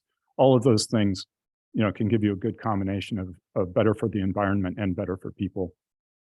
And I just wanted to give a couple examples of how I think we might change some conversations that we're having. So the first one is about the trail crew itself. I think everybody agrees they have great experience, they have great skills, and they can and do deliver great trails.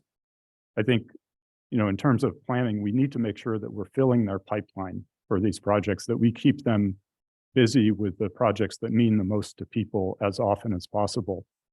And we can also think about, how do we use their skills to maximal effect even in times when they can't be building trails.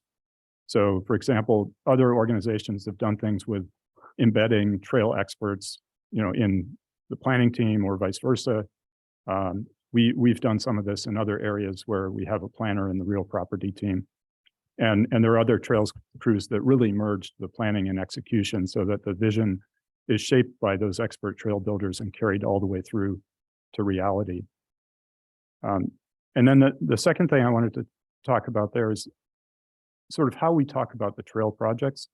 When the PNR committee talked about Purisma to the Sea, there was the multimodal aspect and the trails aspect. And what I saw in those conversations was a pretty different way of talking about them. With multimodal access, we had a clear set of ranking criteria for the TDMs, and those were discussed, they were modified by the committee. And then we ended up with this long list of TDMs and discussed how they were ranked and how they applied to the particular opportunities and constraints. With trails, it seemed like there was a much more subjective discussion that was kind of driven by the staff, and not as much of a way of talking about what adds value and what could provide the most value. So, for example, when we were talking about that looping trail at the bottom of Purisma to the Sea near the parking lot, that's a $4.6 million parking lot project. And I think it makes sense to really try and maximize the value of the trail system that we build there. But, and in that discussion in the PNR committee, I think I felt like some of the directors were trying to find different options, but those options weren't necessarily on the table. And we didn't really have that way of talking about, what makes for a better option. So I think there are some things there where we could change, add a little more content to that discussion and maybe put some more options on the table and really understand if we can raise the value of these things. So, thanks. Okay. Were there any other comments that you had about the process or about the overall besides trails? With respect to the organization of the presentation, I thought it was really good to have it organized in the way you did by Preserve. That was very helpful. Okay. All right, Dr. Holm. Yeah, and some of my comments are going to go somewhat beyond the budget process specifically, potentially at least, but they're relevant to the budget process. I very much appreciate the comments that Craig made about trails. It's not just about the number of trails or the number of miles of trails that we build. It's also about what the quality of the trails are and how much they add to the visitor experience and what's the best value for the dollar. So, so that kind of evaluation and option, alternative, whatever is good to have in this kind of exercise. I think it's also because this is the budget for whatever organization builds on other things. I think going forward, this is my second year to be on this committee, and I really enjoy it. And there's some aspects of it that I find a bit frustrating. And I think the way that you organized, Susanna, by Preserve was really helpful. And I'll go back to that in just a moment. So I think some of the prior documents that feed into how the budget was developed would be good to have as a part of the staff, of the board member packet. So that there can be a cross-reference and a background provided to that, because you know, we all have a lot of board work that we do, but we also have a lot of other things in our lives that sometimes we kind of go, oh, I'd forgotten about that. But you all are tracking it all the time. So I think it might be helpful for us to have that. Can you give us an example? I'm not sure I'm following you. Like the retreat direction. So if you have that as a summary document or something to feed into how priorities were set for projects. Because I think in the board, in the staff report, they have links to those meetings in those I documents. did read that, but I didn't notice those. So, But okay. that was, well, on the online version of the board report. okay. Obviously, you can't have links here. So are you asking for this information to be presented in hard copy? Because it's presented online. Either way, and I didn't realize that the online version was in that way different than what the hard copy was, because once the binder came, I relied on the binder. Okay. Well, maybe I'll let Yeah, staff report, but to me, I'll just mention that we have moved probably about a couple of years ago. Whenever we have a board item that is building upon previous board action, we now include a link to the board report, and then the minutes, which would then have, you know, what your action was.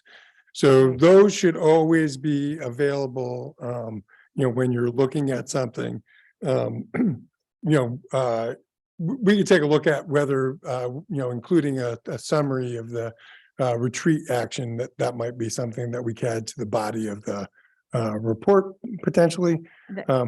That could be helpful. It could be I somehow rather just thought, like, once this binder dropped on my door, it's like, okay, this is what I'm studying. Yeah, and that is, I mean, what we're looking at giving you there is a full catalog of what we're planning to do for the Right. next year. Right. It doesn't necessarily have the full look back. With that, probably the online links would be helpful. Yeah, okay, all right. Yeah. So that's one then. I also agree with comments that have been made about, you know, the staff has done an amazing job shifting gears with all the storm damage and stuff, just an amazing job of 1,400 trees down, roads washed out. I mean, just an amazing way that the staff has shifted gears. And I think to a good degree responded to people who are still unhappy that Purisima is not open at the bottom, but you know, one can do only what one can do. But I know you're working on it and appreciate that you've managed to refocus without too much disruption, actually, on doing that. As far as the organization of this, I was thinking, and Susanna, one of the other of us was prescient, and I don't know which one, because when I went through this last year and then again this year, because when you're on this committee, you go through it in a lot more detail. I found it hard to track basically what one project was in relation to another project. So that's why I really like that you organize it by preserve. And if there was a way for the next go around that, you know, the project numbers relate to sometimes what the funding source comes from, or oftentimes where the funding source comes from, or something else. But I think if, let's just say it was a Bear Creek Stables, it's a BCS, you know, -X, and then a slash with the funding source or something like that, but some way that it would be really easy to find, okay, all the Bear Creek Stables projects or Bear Creek Redwoods preserved projects, they can be found right here. It makes it much easier to discern what's going on in a particular preserve. Brian's standing there like, that ain't gonna work, and here's why. Yeah, I mean, you know, I took a side eye look at the budget team. Yeah, I think that would just be a major overhaul of how things are organized. We've heard that you appreciated, like in the presentation, how they're organized. We can look at the the other program areas to see, if there's some, although, some of the NR stuff tends to be kind of broadly based, but we can look if there's some preserve organization there in the presentation. As far as how the budget book and the numbering, particularly, all the, because everything, all these numbers track to budget and projects, and they have to go backwards in time, right, to look at project expenditures. So I think it would be a tremendous amount of effort to revamp that, and we would probably lose a lot of information in the process. So my recommendation would be for us as staff as we're presenting things, how we can organize them to put them together. The project numbering, I don't believe it would be worth the effort to rehaul. And understand, I didn't indicate this, but understand, I'm not talking about going back and changing the numbers, but I'm talking about going forward. If that may be something that can be considered, and I expect you all will think about that, not for any decisions to be made now. Unless I just, speaking of being prescient, I'm just like hearing Brian say, it ain't gonna work, it ain't gonna work. but thinking going forward, not to, because I appreciate that, there's a lot of information to be lost because the numbers, the job project numbers that are assigned now are where the history is. So, and I appreciate that. I don't want that to be lost. The other thing is, maybe not as, let's see, where is it? It's, not as big a thing perhaps, but just a thought. And I know that we did this, 3 years ago at a board retreat, the icons, because most of these projects don't have an icon associated with them. It says choose one if applicable. And some of them where it says diversity, I'm not quite sure what diversity means in some of those cases. Most of them don't have icons established with them.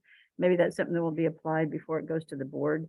So that's a really easy thing, because the icons were really board direction. If there was some other element that the board wanted to look at staff to evaluate, like how are we doing in this, we could certainly add icons. And then I'll mention, and I think I did mention this at the last meeting, but the bulk of the number of projects for diversity, equity, and inclusion are our public access projects, because we look at those as providing more access to the public, and we're always looking at how we can do that equitably, through multimodal, through public outreach. Even in our planning process, we're looking at how we can do that and reach not just people that want to come to us, but people that we want to outreach to. So we consider all those public access projects as part of our diversity, equity, inclusion. But that's why I highlighted our particular focused project on diversity, equity, inclusion. But that's the bulk of those projects to answer that question. So yeah, those are just the 3 areas that the board asked us to highlight. Certainly open to any input on that. Are those the right ones? Should we continue doing that? Is there something else that you want to see highlighted? And then the program areas, of course, highlight to some extent as well. I think there is advantage to having the icons, but if we're not going to use them, the ones that are on, these are the ones that are on attachment 3, page 4, the numerous ones. But and I know that those were board directed, so there's certainly no criticism of staff whatsoever. If anything, it's a criticism of the board because we didn't think of things, or I didn't think of things. But a couple of things that are missing to me is wildlife and habitat. And we've spent a lot of time in the last couple of years, last 2 or 3 years, with habitat and crossings and all that sort of thing. And the other one that seems to be missing is we talk about land and facilities, but we don't have anywhere here where we, in any of these icons, that addresses facilities or structures. So that's just, a comment. I'm not saying we need to redo those, but those things are missing for me. And when I look at these icons, if we're going to apply them. Yeah. So what I heard was that we have these program areas, and natural resources has its own program area. Right. So in that regard, it was the board saying, oh, we have these program areas, but we don't have a place to capture some of the areas of emphasis. So, can you show us what the ag projects are? Natural Resources already has its whole program, right? Mhm. So that's what we heard and what and if there's a place we're not, we do try to apply the icons to show you which ones. And then we also have those summary pages that put all the projects that we're Mhm. categorizing, have an ag component or have a diversity Mhm. component. We group those all together in the report for you.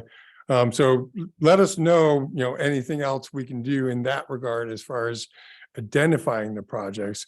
But yeah, that's what we're trying to do is just, we have our, or what I would say is our big areas of emphasis, which are programs, acquire, and Mhm. preserve Right. natural resources, to protect and restore, and then Mhm. our public access. So those are our, those are Mhm. what I would call our big areas of emphasis. Right. And these were like sub areas that the board wanted to see what we were working on. Right. And I'm just indicating that the areas that seem not to me to be included or addressed, like wildlife and habitat or facilities and structures. Yeah, no, and that I see as that Mm. program areas Mm. where those are, that's where we go through those Mm. projects. I mean, if we were just to look at icons for like every project that we would do, I think we would have a much larger set of icons. Yeah. Well, But board direction, if there was additional icon, if like we heard from the majority of the board, we would certainly take a look at that.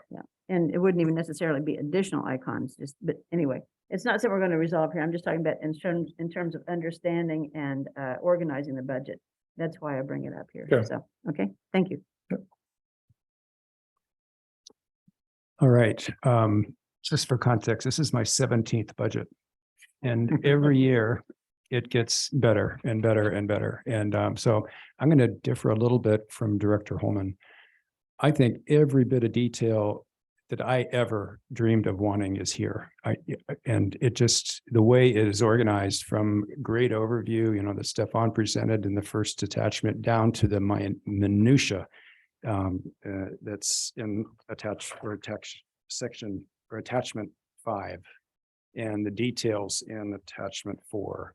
So maybe a little bit of my feeling is that I've provided feedback and groaned and moaned over the years, and this is for me, this is exactly what I was looking for. So it's good to hear from my colleagues as to what's important for them. But as far as I'm concerned, you nailed it again. And so I'm very, very happy and very appreciative of everything that staff did for this report, number one. Number two, I'm going to reflect a little bit on what my colleague said. I'm just amazed at how you all so quickly blended the repair of storm damage in with our capital improvement and action plan. That is just, and then applied to FEMA. It's amazing what you guys were able to do. So, and then, what you deferred and to make room for it. So I'm just very, very appreciative of what staff has done. And I think that's reflected well in this. And if I may, I want to kind of get those compliments in the right direction. So Jane and Brandon really worked on putting those project lists for FEMA together. And then all the work on putting these huge books together and putting our resource loading sheets, that's all our budget team. So Jordan, Lupe, Ellie in person since a long time, and Rafaela, of course, our capable leader of that program. So and they're the ones that like, oh, can we change up the whole thing, like in between first the presentation at the retreat and then the first ABC. Maybe a slight groan at first, but then, yes, we can. So the budget team has done a really incredible job, and Brandon and Jay really kind of putting together the work and then the application, and then of course our grants team as well, working to put the application in for the FEMA work. So, well, fantastic. Deborah Hurst with our Right. grants program really has been working on putting together the information they got to apply for the FEMA work. Great. Okay. So just a couple other quick comments, and I think we captured it, but I think just another slide just to explain that whole FEMA piece? Because that's different and new this year, and I think it'd be great for the board to. fully- Yeah, no, and we've already developed 3 slides on kind of the process we went through from your input last time that we'll have for the board, and we'll add on to what the FEMA layer is, a slide on the FEMA layer. Because really I like to look at it, it's storm damage repairs that we have to make, and then we're looking for assistance from FEMA to pay for it. Fantastic. Yep. The other comment that I'd like to make is I'm impressed with how you all have figured out how to cover almost all of our Measure AA projects in one. It seems like you've touched just about every one of them in one form or another through this. If I look at the map of where your projects are, they're across all of our preserves in one form or another. And if I look at like the user community, we're impacting all of them in one form or another. So I'm just impressed that that we've been able to have such a broad and inclusive and thorough plan of action going forward. Now, with that said, I guess a question maybe for either for Susanna or Brian. It must be a challenge making priority decisions when you have something this broad and this many. And I'm just wondering, is there any value in having the board or having some kind of a sense of, you know what? Great to have 109 projects, but boy, here's the 10 we're really interested in doing. Not saying that would maybe be an ugly process if I think about it, but is there a need for some set of prioritization, or do you feel like, no, you know what, we've got that pretty well handled throughout the year? Do you have proper direction from the board? Yeah, so I definitely feel like we have proper direction, right? So the fine scale of MAA comes down to the 5-year list Right. that the board reviewed and approved. And then, as far as how we're looking at prioritizing items, the prioritization list for the MAA projects is a pretty good prioritization framework for almost all of the projects. Is it ongoing, right? We're not going to want to shut down a project that's ongoing. Earlier, Director Holman mentioned like, oh, is it really easy to complete this project? That's one of the things. Oh, is this something we can bang out? And then is it, meeting our mission, our different mission areas. So those are the things we're looking at. And then we're looking to the board at the second retreat to really say, hey, did we get that right? So I think we have the background that we need. It's just, are we providing the right opportunities for the board to weigh in? The other thing that this is honorary as general manager, the other thing I just want to let the board remind you is those strategic plan goals and objectives that you review and refine in December, those we also use, because out of those goals and objectives, certain things are sort of highlighted as real important items. Fire prevention, fuel management, for example, has been elevated to a strategic plan objective. And so you'll see, as you have for this next upcoming year, a number of projects hitting that Right. specifically. Right. Yeah, no, I mean, that thank you for bringing that up, Anna, but because that's the kind of the big picture. And most of those things in the strategic plan goals are kind of reoccurring annual priorities, Right. but we're always checking in with the board there. Hey, we think maybe we need to add another priority. Fire was one of those. Climate focus got added in during that process too. And anytime the board makes a refinement, unless it's just the editing refinement, that's a real big key to staff to say, hey, this is likely a new area. Right. Where we should be focusing on. Great. Well, and to that point, in fact, that was exactly the comment I was going to make, is that on attachment 1, page 7 and 8, where you all go back to the goals and objectives and kind of tie here or how this action plan ties back into that. It's just Stefan has his favorite slide. That's Yes. my favorite slide. So I really appreciate that. No, and I sometimes I forget about it because it's so intrinsic Right. in our work. Right. And I think in all of us, those strategic goals, that's the work that we do and what we know we need to deliver. Right. But yeah, no, if we can't show the linkage between that and the work Right. we're doing, then we're off track. So that's why we always go through that exercise. Great, great. And in my last comment, before we bring it back for a motion and consideration, I'm looking at Candace.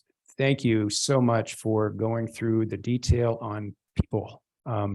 I mean, next to our land, people are most important to us. And the fact that we're going to be adding, I think, 3 more positions this year. I mean, that's always been a concern of mine do we need these people and what are they going to be doing and so on. And so I think you've proven to me that these are 3 important positions. So thank you for adding that and for going through that kind of detail. Okay, with that, I'll ask my colleagues any other comments, and if so, or if not, if anybody would like to make a motion. I just have one more quick one on the folder. I also wanted to say I found this format really, really helpful. I mean, it was just super for studying. And I think today's presentation more or less functions as an index to this. So I think just maybe having that index in there that we could always refer back to would, the preserve by preserve list would make it, even better in this format. But yeah, I wouldn't recommend major changes to this. I thought it was super helpful. Okay. If there's no other comments or questions. I just had one Yeah. question on that. And is that, so where we did that was for our public access projects. It might get a little bit random if we tried to do it in the other program areas. So that's where we're asking for maybe just a written list in addition to the presentation. Is that your point? Just for the public access projects? Yeah, I guess I haven't thought it through for everything, but it's, I think a lot of the natural resources focused projects are, might fit into that as well, right? The ones, many of them are specific. Yeah, to preserve. many of them are specific. There's probably more that are broad or multi-preserve than public access. But I think just in terms of if I, say I want to understand everything that's going on at Bear Creek and then leaf through this to find those projects, the detail for those projects, it's great to have that information in one place. I mean, what we saw today, I think it was just for the public access. It was just for the public access, but your request is for all projects. I guess I would say, think about what makes sense, what you think would be useful. Thank you. I appreciate leaving that flexibility. Yeah.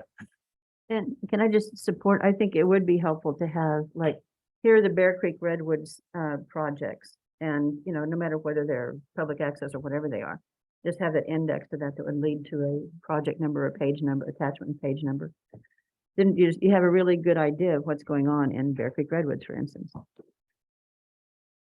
So, okay, so I think I've 2 of my colleagues are asking for this additional index. My question for them is why? I mean, to me, we get into this detail like once a year to understand the budget, and then we say, go do it. And then we come back and review a year later, if you will. So how did we do? So I guess before we send staff off to do with it, how is it going to be used? Are you going to use it during the year, or is it just for this? I was referring to the future, not, I'm not asking for any change to this year's. Okay. I was just thinking in terms of organizing it going forward. Okay. And again, I guess my question is just help me understand, Craig, how are you going to use that? I think in terms of understanding the projects, there are places where you want to understand what is going on in one place. And I think today's presentation made it very easy to understand in that way. So I feel like when we were studying this information, it would have been nice to have that to refer back to, that maybe I'm looking at a project in Bear Creek and I want to understand the other projects that are going on around that. I mean, I guess I don't want to overstate this. I found this information very helpful. I think today's presentation had this additional level of clarity to it. Right. So I would say it's an idea, to think about for the future, but Oh. definitely I would not go back and Okay, all reorganize right. the material. that we have Thanks for today. that clarification. Okay, because I'm not finding, speaking as one board member, I'm not finding a need for that. I'm finding that information I can get from this. But if the two of you are feeling that that's just as long as staff understands what you're asking. So I don't know, Karen, did you have? Yeah, I agree with Craig. It's when I go through the budget and I'm looking at, whether it's Bear Creek seems to be the the conversation du jour. But whether it's looking at Bear Creek or La Honda or Purisima, whatever it is, I'm looking at a project and I'm going, well, but what about, what are we also going to do? And I can't really put my finger on where that other project is or to see if it is there or not. So if they are organized, if there is an index that shows what the projects all are for a given preserve, it really helps to be able to cross-reference instead of having to go through and like, well, where can I find that or what is that? And because there's not a numbering system that is intuitive. So I would find it very helpful by way of tracking what's going on in a particular area. So I can I offer a suggestion for your consideration? If you would allow us to go back for next year, since this is pretty much in print already for the meeting for next week, to figure out a way that we can easily, with the information that we already have and the systems we already have in place, to put together maybe some type of reference sheet to let you know what projects are in which preserves. An index might not work well, but there might be another way to do that, to provide that kind of information so you have a list of what projects are occurring in what preserves. I'm not understanding how that's different than what we're asking for. What I'm missing something. Okay, because I've heard numbers and, anyway, if you can let us go back and figure out a way to make that happen in a way that is easy and manageable for staff. So I relate it to, I was going through this again, and for instance, if I have, so in another life, if we had at an agency, if we had Google as a client, all the job numbers for Google would start with, say, GOOG. So I could just look at all the GOOG projects that we have in-house, and I can see what's going on with Google. What are we doing with Google? So I would have a snapshot of, are we following up on this? Are we pursuing that? Do we need to approach this? But we don't have that. Right, and that's what I'm saying. If you can let us go back and find a way to make it work for the information that we have at hand. Using indexes, numbers, a numbering system might overcomplicate everything and also not jive with our system, our EDMS system. And so it might just make a make it chaotic on our end. And so that's why I'm saying, if you could let us come back to you with a suggestion of how we can relay that information in a way that you can understand it and have a sense of what projects are happening where.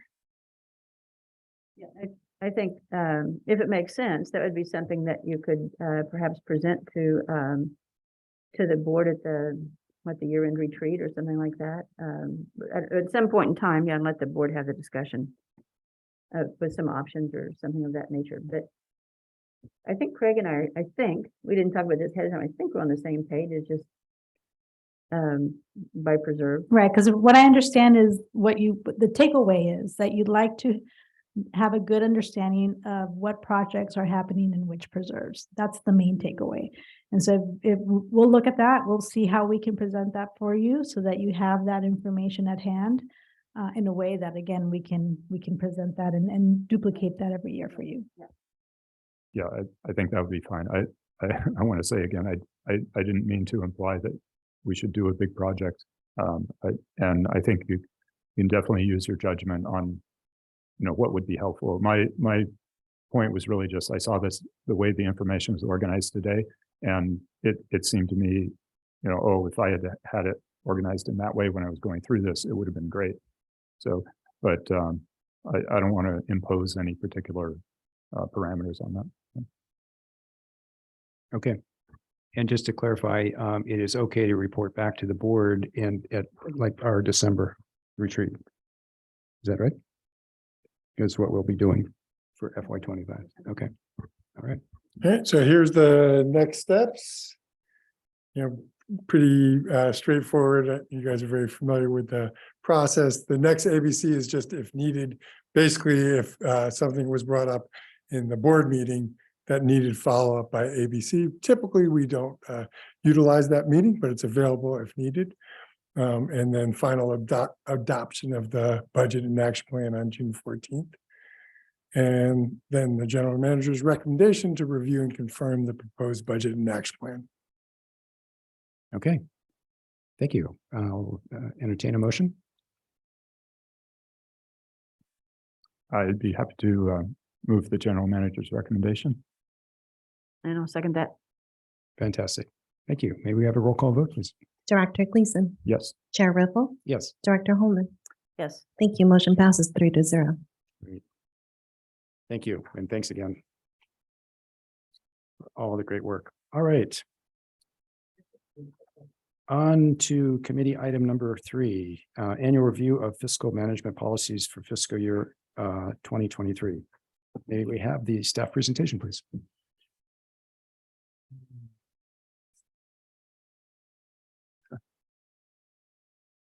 Good afternoon, Stefan Jaskulak. Each year, we review the board level policies as it relates to the finance area. There are about 8 of them. Even though they go through 3.09, there's one number missing that was retired. So there's 8 of them. Staff has reviewed all of them, and we have 2 recommendations at this point. So general manager's recommendations to review proposed amendment of board policy 3.07, which is the fund balance policy. And I'd hinted at that one at my overview of the budget process. The second one is a proposed amendment to 3.08, which is the investment policy.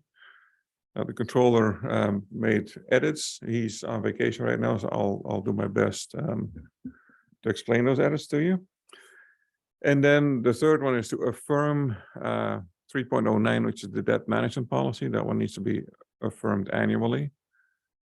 And then point 4 is to forward these policies and proposed amendments to the full board of directors for their consideration, approval, and affirmation.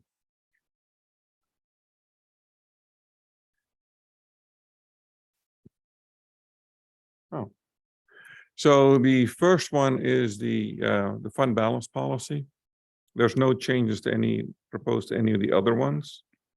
So banking relation, general accounting, all the way through continuing disclosures, there's no changes, but then fund balance policy 3.07, we're proposing to update the minimum unassigned fund balance requirement from 30% of budgeted general fund tax revenue to 30% of budgeted general fund total revenue, because total revenue, there's a larger component now of interest income with the rising interest rates, but also a larger component of rental income with this building here. It's almost double, as well as additional grant income.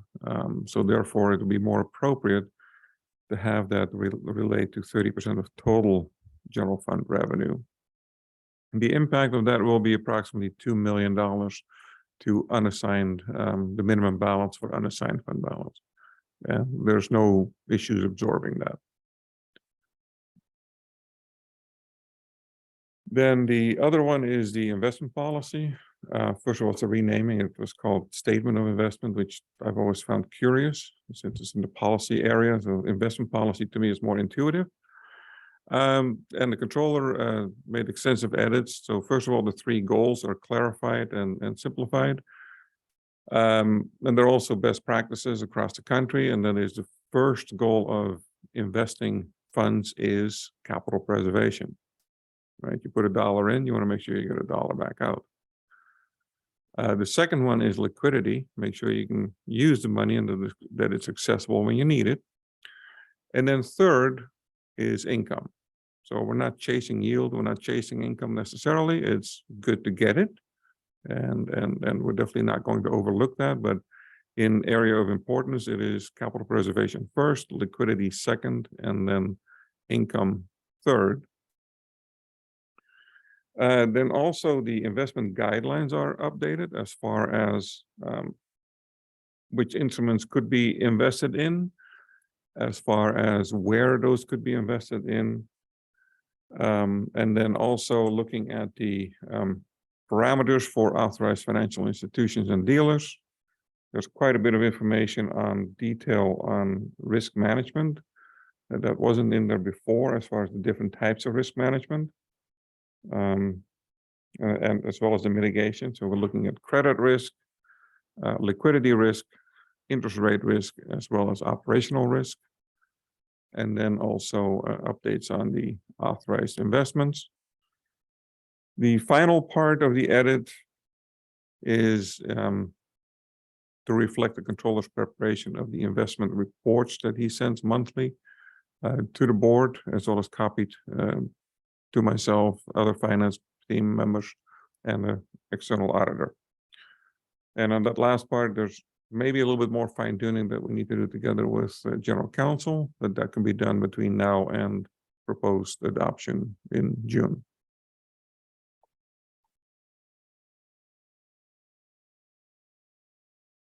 And that really brings me back to the general manager's recommendation and controller's recommendations. So I would like to entertain questions. Okay, thank you, Stefan. Questions from the committee?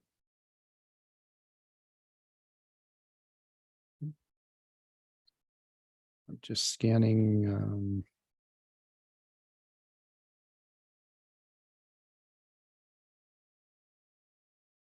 Sorry. No, all looks good to me. So I have no questions either. So clerk, do we have any public comments? We do not have any public comments. Great. Okay. With that, I'll bring it back to the committee. Any comments? And then can we have a motion, please?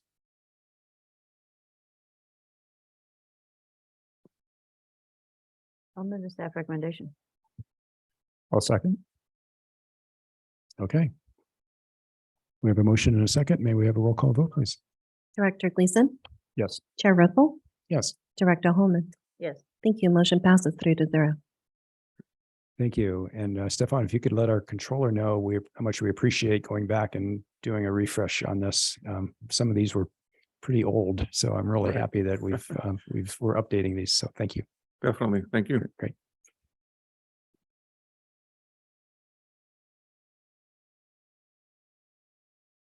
Okay. On to committee item number 4. So this is closure of completed measure A portfolio number 18.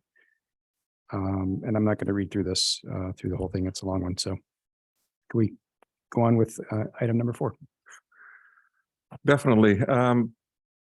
Earlier this fiscal year, and I think it might have even been last calendar year, late last calendar year, the board adopted a policy on how to treat the portfolios once they're fully expended and what to do with those additional funding that are left over. So this is a result of, this item is a result of that policy. This is the first time we're doing this. So what we're proposing is to close 2 portfolios and shift those funds over to a third one. So closing number 18, which is Saratoga to the Sea, and closing number 23, which is Mount Eminem, and shifting those funds over to the Prisma to the Sea Trail. And the general manager's recommendation reflects exactly that. And it would basically result in shifting over $6.4 million over to portfolio 3, where the funds are definitely needed. Let me show you a little bit of the breakdown. God, that's small print, sorry.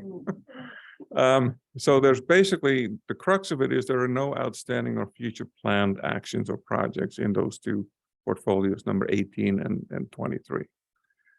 Combined, that means that there's the 6.3, 6.4 million available, about 200,000 in 18 and the remainder in 23. And then this would all be reallocated to Bristol Creek, Redwoods portfolio 3, where there is quite a bit of need. So here you see the final accounting of 18, that's $200,000 left over. So we started with 1,365,000 together with the city of Saratoga.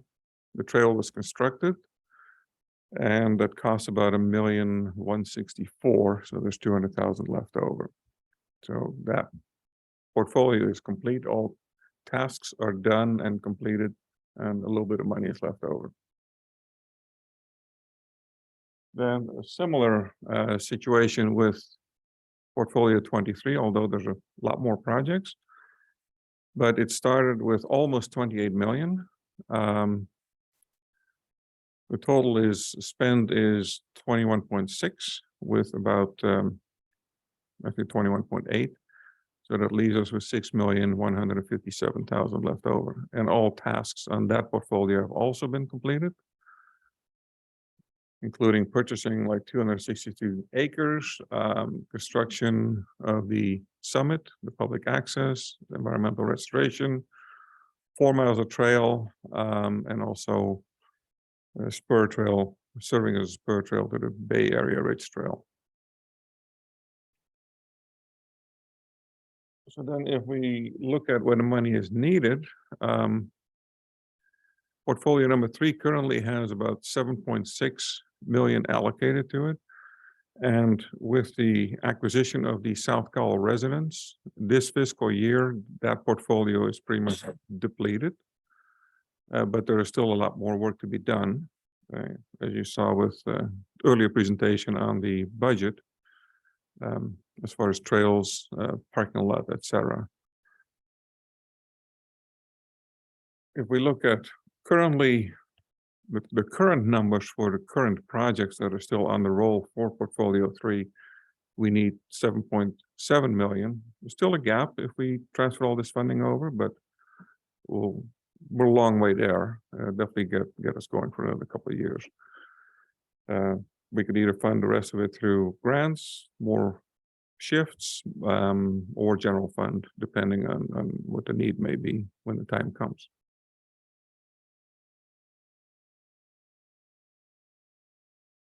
So that would bring me back to the general manager's recommendation. The next steps pending committee approval would be to convene the bond oversight committee on June 6th for their opinion.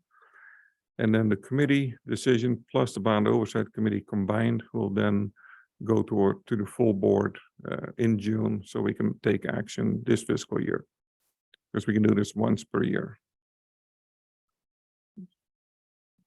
Okay. Thank you. Questions from the committee? Good. This might be a question for Brian, but my understanding is that Saratoga to the Sea has a second phase of the project where maybe the county led connecting it or creating a better connection into Sanborn. I just wanted to understand, it looks like MidPen doesn't have a role in that piece. Is that correct? Yeah, so it's connected to the Saratoga Summer Project because it'll make that connection better, but it was actually anticipated beforehand so that their trail would run through a former dump site that needs some cleanup, so that's why it's a multi-year project. But yeah, they're planning on bringing it through that property and then connecting up to the rest of Sanborn. You're probably familiar right now. I've actually only hiked it down because I was aware of how steep it was. But as soon as you cross Sanborn Road, you're looking up a really steep access point to get up, the first part of the hike before you get to Skyline. So that it'll make it a much nicer connection. Right, and that's funded, or that's but it's, So that's just within the county funding. So it is a planned project that they plan to complete, but it's not associated with Saratoga or our project. Right. In Okay, that thanks. sense. Okay. Dr. Holman, questions? So I have a question, going forward, Stefan, or maybe to Brian and Susanna. At what point would the board have the opportunity, or should the board have the opportunity to say, you know what, that portfolio, we're going to overspend on that. Maybe we need to rethink how we're spending on that project rather than look for other money.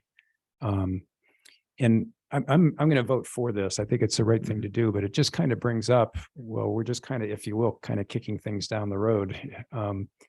And, you know, hopefully you're not the last project to be finished because we won't have any money. So I don't know, could you kind of comment on kind of that process about defining what it is that we slim down that project versus, no, we're going to do that, but we're going to try to find money from someplace else.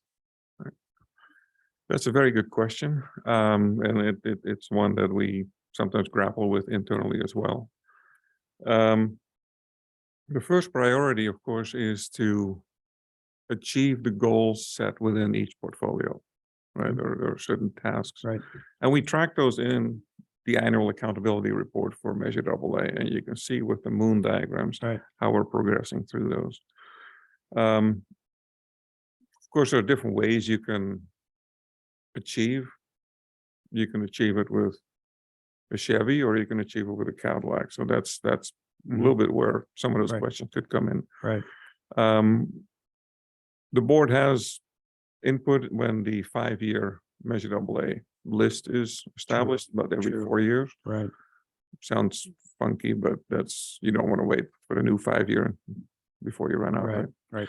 Right. Plus there are the two board retreats, Mm-hmm. the higher level goals and objectives, and then the projects themselves, as well as each time when each stage of a large project, there are multiple board reports that come through in the various stages of the process that show scope, development, and initial funding or initial cost, and then it matures as it goes through the trajectory of the project itself towards construction. So there's a lot of different times when we do come to the board. I don't know if that answers the question or gets me halfway there. Because so I'm just wondering, and again, I think we should go through with this, but I'm thinking for the next time and the next time of when do we have the opportunity to say, ooh, you know, that doesn't quite feel right. Do we need to borrow to get this thing done? We should really relook at that. You know, when would we have the opportunity to do that? Or maybe what I do is I leave that open for staff to think about that when you kind of come back to us for the next version of this. Right. And it sounds like what you're saying is, hey, you take a look at it every year during our year planning. Is that the only time?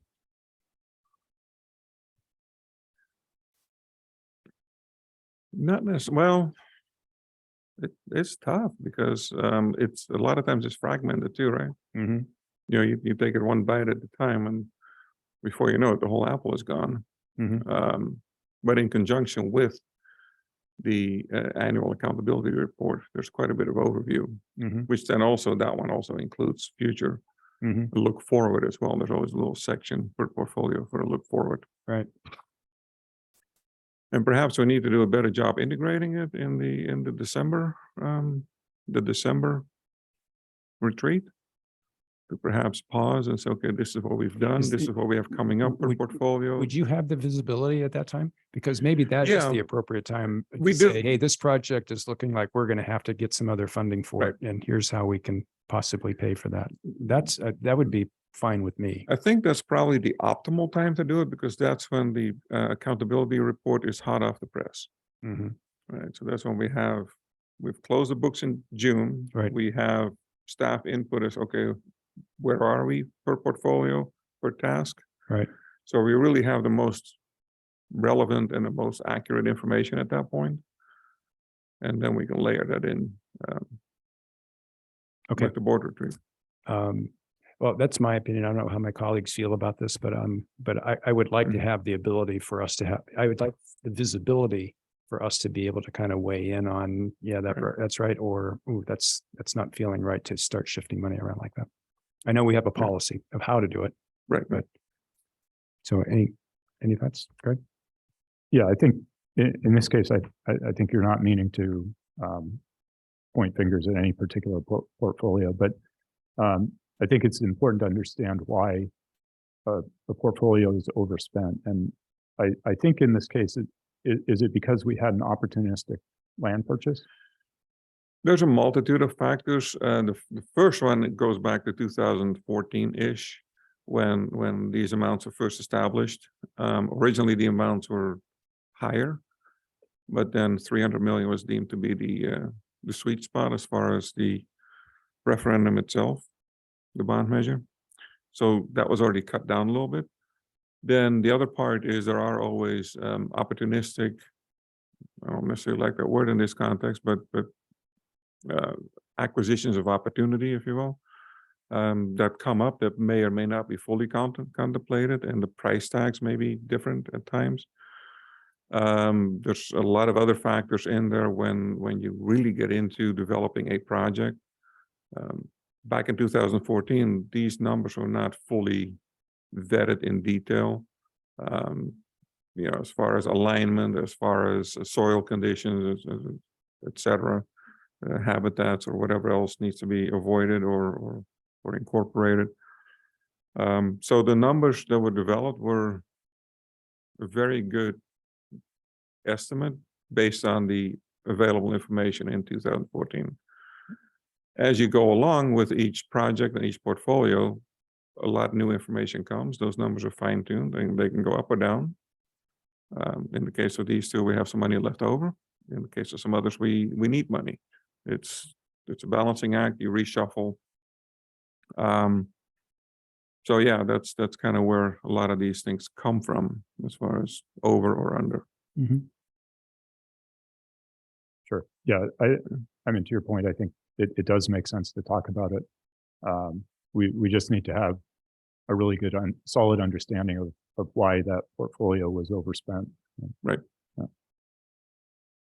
Okay, good. Any comments, Karen? Okay. Okay. All right. If there's no other questions, clerk, do we have any comments from the board, from the public? Director Ripple, we did not have any public comments. Okay, thanks. We'll bring it back to the committee then. And if there's any further comment, or if someone would like to make a motion. I'll move the staff recommendation, and I also want to appreciate the questions and comments by my two colleagues. And while they're not necessarily specific to this project that the funds are being transferred to, I appreciate the inquiry. So I move the staff recommendation. I'll second. Okay, we have a motion and we have a second. Director Gleason, Yes. Chair Ripple, Yes. Director Holman. Yes. Thank you. Motion passes 3-0. Great. Okay, thank you. Good to see our new policy in action for the first time. All right, on to committee item number 5, and that is the Mid Peninsula Regional Open Space District's classification and compensation plan.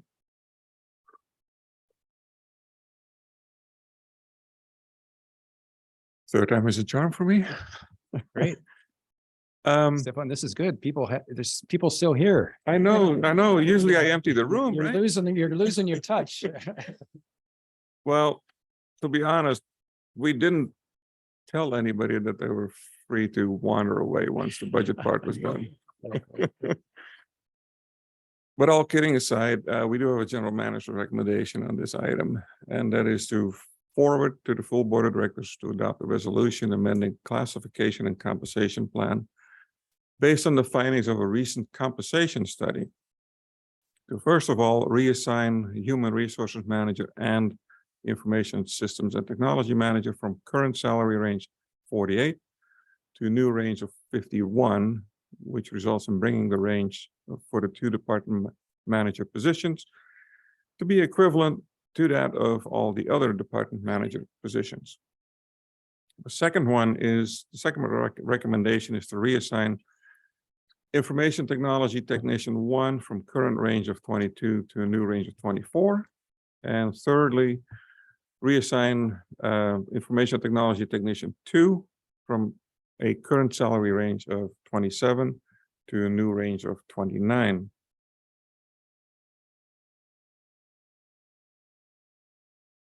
So what we did is, well, traditionally, we look at compensation studies when we negotiate with the FEA and with the POA. And between these rounds, this time, we're also looking at compensation studies for the OSM group, as the office, supervisory, and managerial groups as well. And we started with one of my favorite sayings, don't boil the ocean. You can't do them all at once because that wreaks havoc.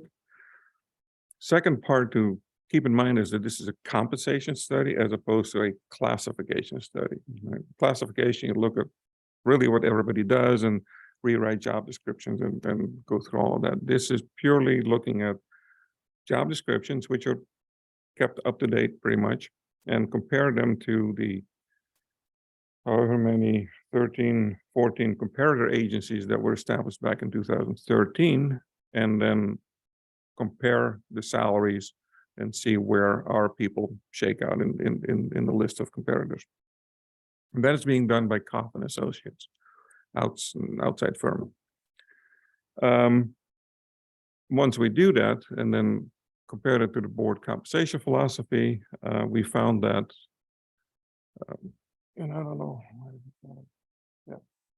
So we first did the managerial side, so the top side. That way you can create space in case there's compaction. You can't have different people reporting to each other too close together. So it shook out really that the HR manager and the IST manager need to be at level 51. In my humble opinion, that also corrects an error that was in the original FOSM, because administrative managers were scaled in at 48, whereas all the other managers were at 51. So this puts everybody at the equal footing. It's fully supported by reports from COF. The next step we did, which is phase 1B, is look at all the hourly OSM positions. So that includes all the technicians, so accounting technician, grants technician, but also includes the administrative assistants, as well as certain classifications that are then benchmarked off of that. For example, if there's a classification of a 1, then typically the 2 is X number of ranges higher. So those move together in lockstep. So between phase 1 and 1A and phase 1B, this is the outcome as far as salaries that need to be adjusted back up to market. And this is our recommendation. After this, so after basically the dust settles on the budget adoption, we will continue with phase 2, which is the rest of the OSM group in between the entry level and the managerial level, so that within a cycle of 3 years between the negotiations and these phases, we have basically tackled the entire workforce as far as that goes. So our recommendation is to make these adjustments. What the general manager recommendation is to say. Okay, thank you. Questions from the committee? You mentioned that you thought this was correcting an error in the original FOSM, or I'm not sure that's exactly how you expressed it, but That's my humble opinion. and so you mean if you had really done the comparisons at that time, you think you would have seen it this way, or is it really that things have shifted over time? Just from an internal equity point of view, which is my opinion, that's all. But this move is supported by reports from COF. Yeah, current. Yeah. I was not comparables. around when that was established. All right, thanks. Okay, Karen? Yeah, I do have one question. So These positions are direct reports of yours. Is there another area that we're going to see a similar kind of adjustment? Not for these phases, all the other department managers and all the other positions that we looked at for entry level and department manager were on target. Or definitely not below target, let's put it that way. Okay. All right, thank you. So I have a follow-on question, I think to Director Holman's. I just want to make sure that we're regularly going through to make sure that we're paying people appropriately. And it struck me here wow, it took us a while to get to some of these. And maybe this is where you were going on this, Karen, is how do we make sure, I guess, Stefan or Candace, that we're being appropriately timely and thorough in making sure that we're paying our people appropriately. Right. Well, this is the first time we're doing it in an organized fashion like this, or at least first time since I've been here the last 7 years, let's say. In the interim, we have made adjustments from time to time to certain positions or classifications or reclassifications if needed, depending on business need. If certain duties change because we needed them to change, or sometimes if recruitment became difficult. Several months ago we had a few reclasses for that. So we have looked at it from time to time. We've also rejiggered organization IST like 5 years ago or something like that. We looked at all of those. Did the same thing with HR at one point. So there have been sporadic and targets of opportunity or you know, throughout time, but this is more organized as far as, okay, let's go through the whole workforce and let's look at everything. But do it in a organized manner that it's manageable for us internally. As well as for the workforce itself, so it's not disruptive. And this is about a 3-year cycle that way, which then dovetails with our typical negotiation cycle. Okay. So actually hearing you say that, I'm actually a little disappointed because I thought when we set this up originally after our oh God, that compensation and classification process we went through, that was just such a headache. I mean, this was what, 10 years ago or whatever, or maybe less, but I remember the promise was, you know what, we're not going to wait and then do this all at once because it was terrible. What we're going to do is every 2 to 3 years, we're going to make sure that everybody's had a chance to really go through the process. And to hear, you know, you say, well, you know, we haven't had an organized process and so on. That kind of bothers me a little bit. Well, I mean, we have had annual salary base wage adjustments. Sure. Right. Yeah. And those are also based on market studies because we base them on FEA positions. Right.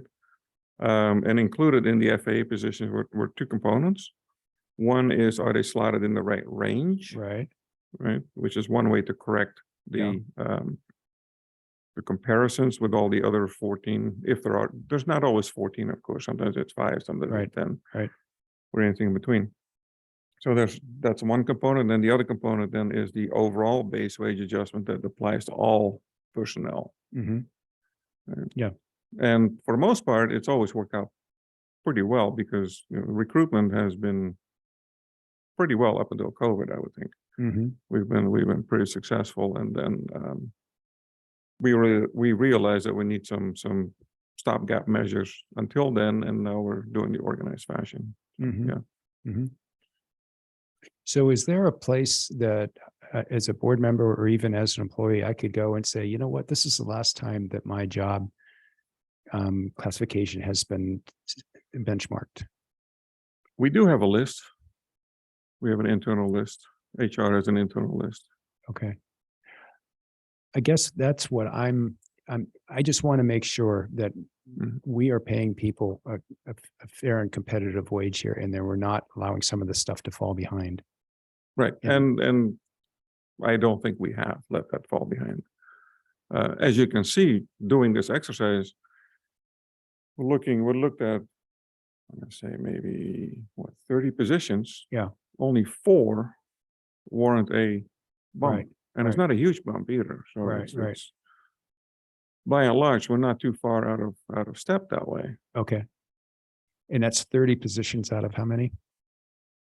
Well, some of them have multiple, so maybe out of 120, Candace?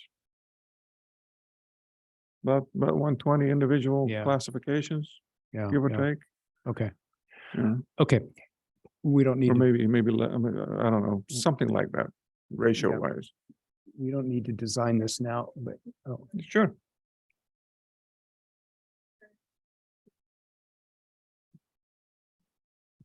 Takes the ISD manager to turn it on. We're helping each other here. Candace Basnight, HR manager. I would also say that what's been helpful now is that we have more bandwidth with the HR supervisor to Mhm. help support doing the Mm. compensation study. We have more power to help with negotiations. We have more staffing. We're totally staffed up in HR right now.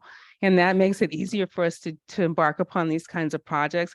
It is not an easy thing to do, even though we're working with Right. the COP.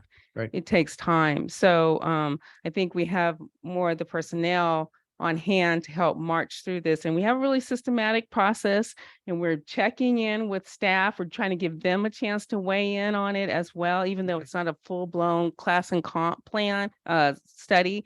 It is a compensation. We're letting staff to speak back to us, and we're trying to make this interactive, which was also the wish of staff and also the board. So trying to give people a chance to comment, and then also go back to COP and double check numbers to make sure that we're in line. So while it's not a full blown, like in 2014, that whole upheaval that we had, Yeah. we're trying to do this in a way that's more manageable, but also give staff the chance to give feedback and us to get back to the consultant, work with them and get the right numbers. So I don't think that we are totally off market. As Stefan said, only a few of us managers lagged. But but overall we're competitive. And also we're looking at the market. If you remember in November, the general manager recommended we gave that 4% Right. to people because we were looking at inflation. Right.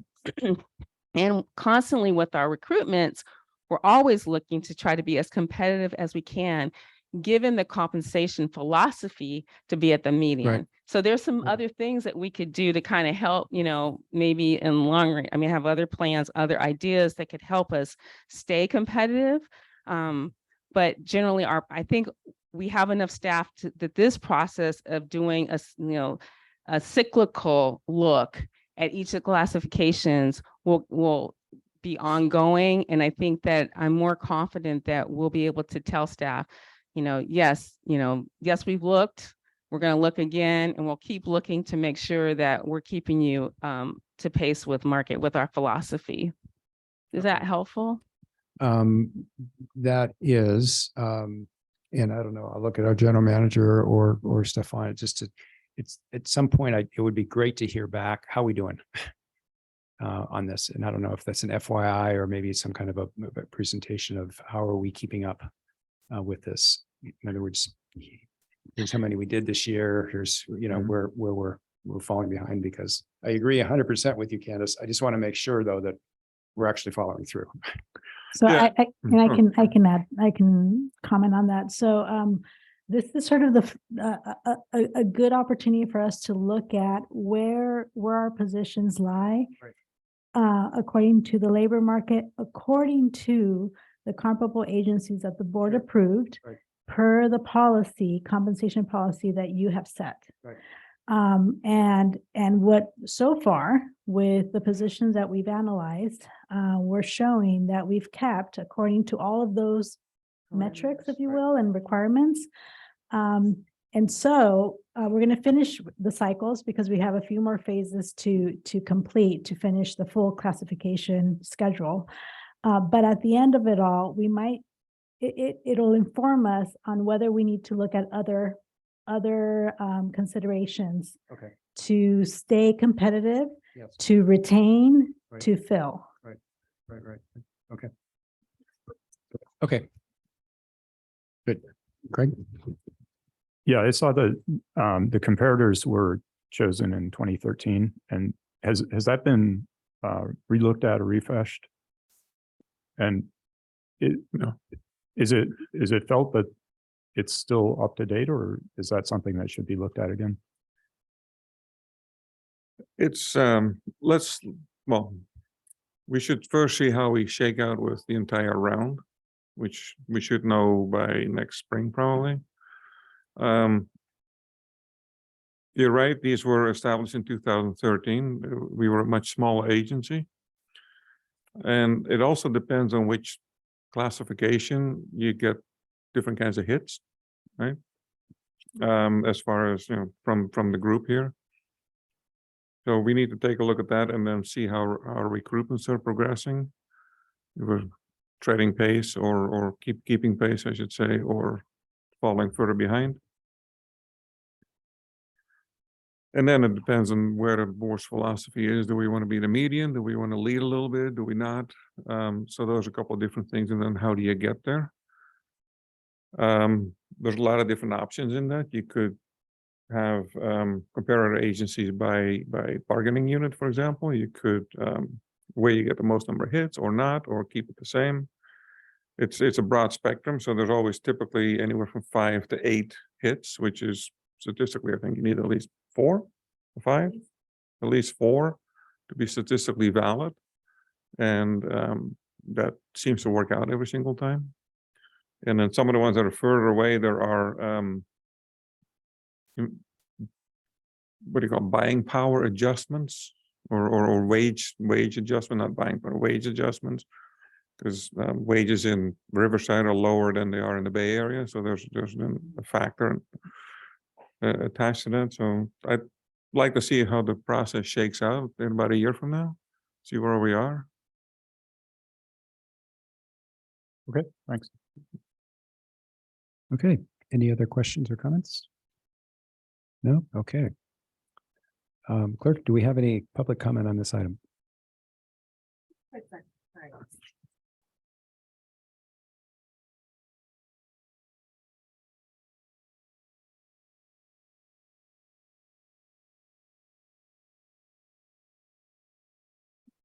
No, we do not have any public comments. Thank you.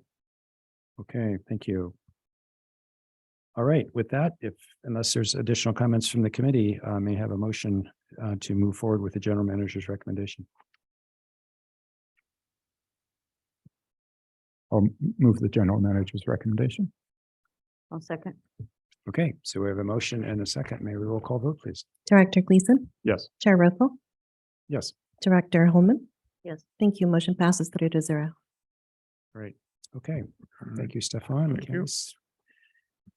And that does it, unless there's anything else the committee has on their minds? No? Okay, so thanks again for everybody for great work. Mission accomplished. Oh, I don't want to say that. Well done. Look forward to our presentation to the board. This meeting's adjourned.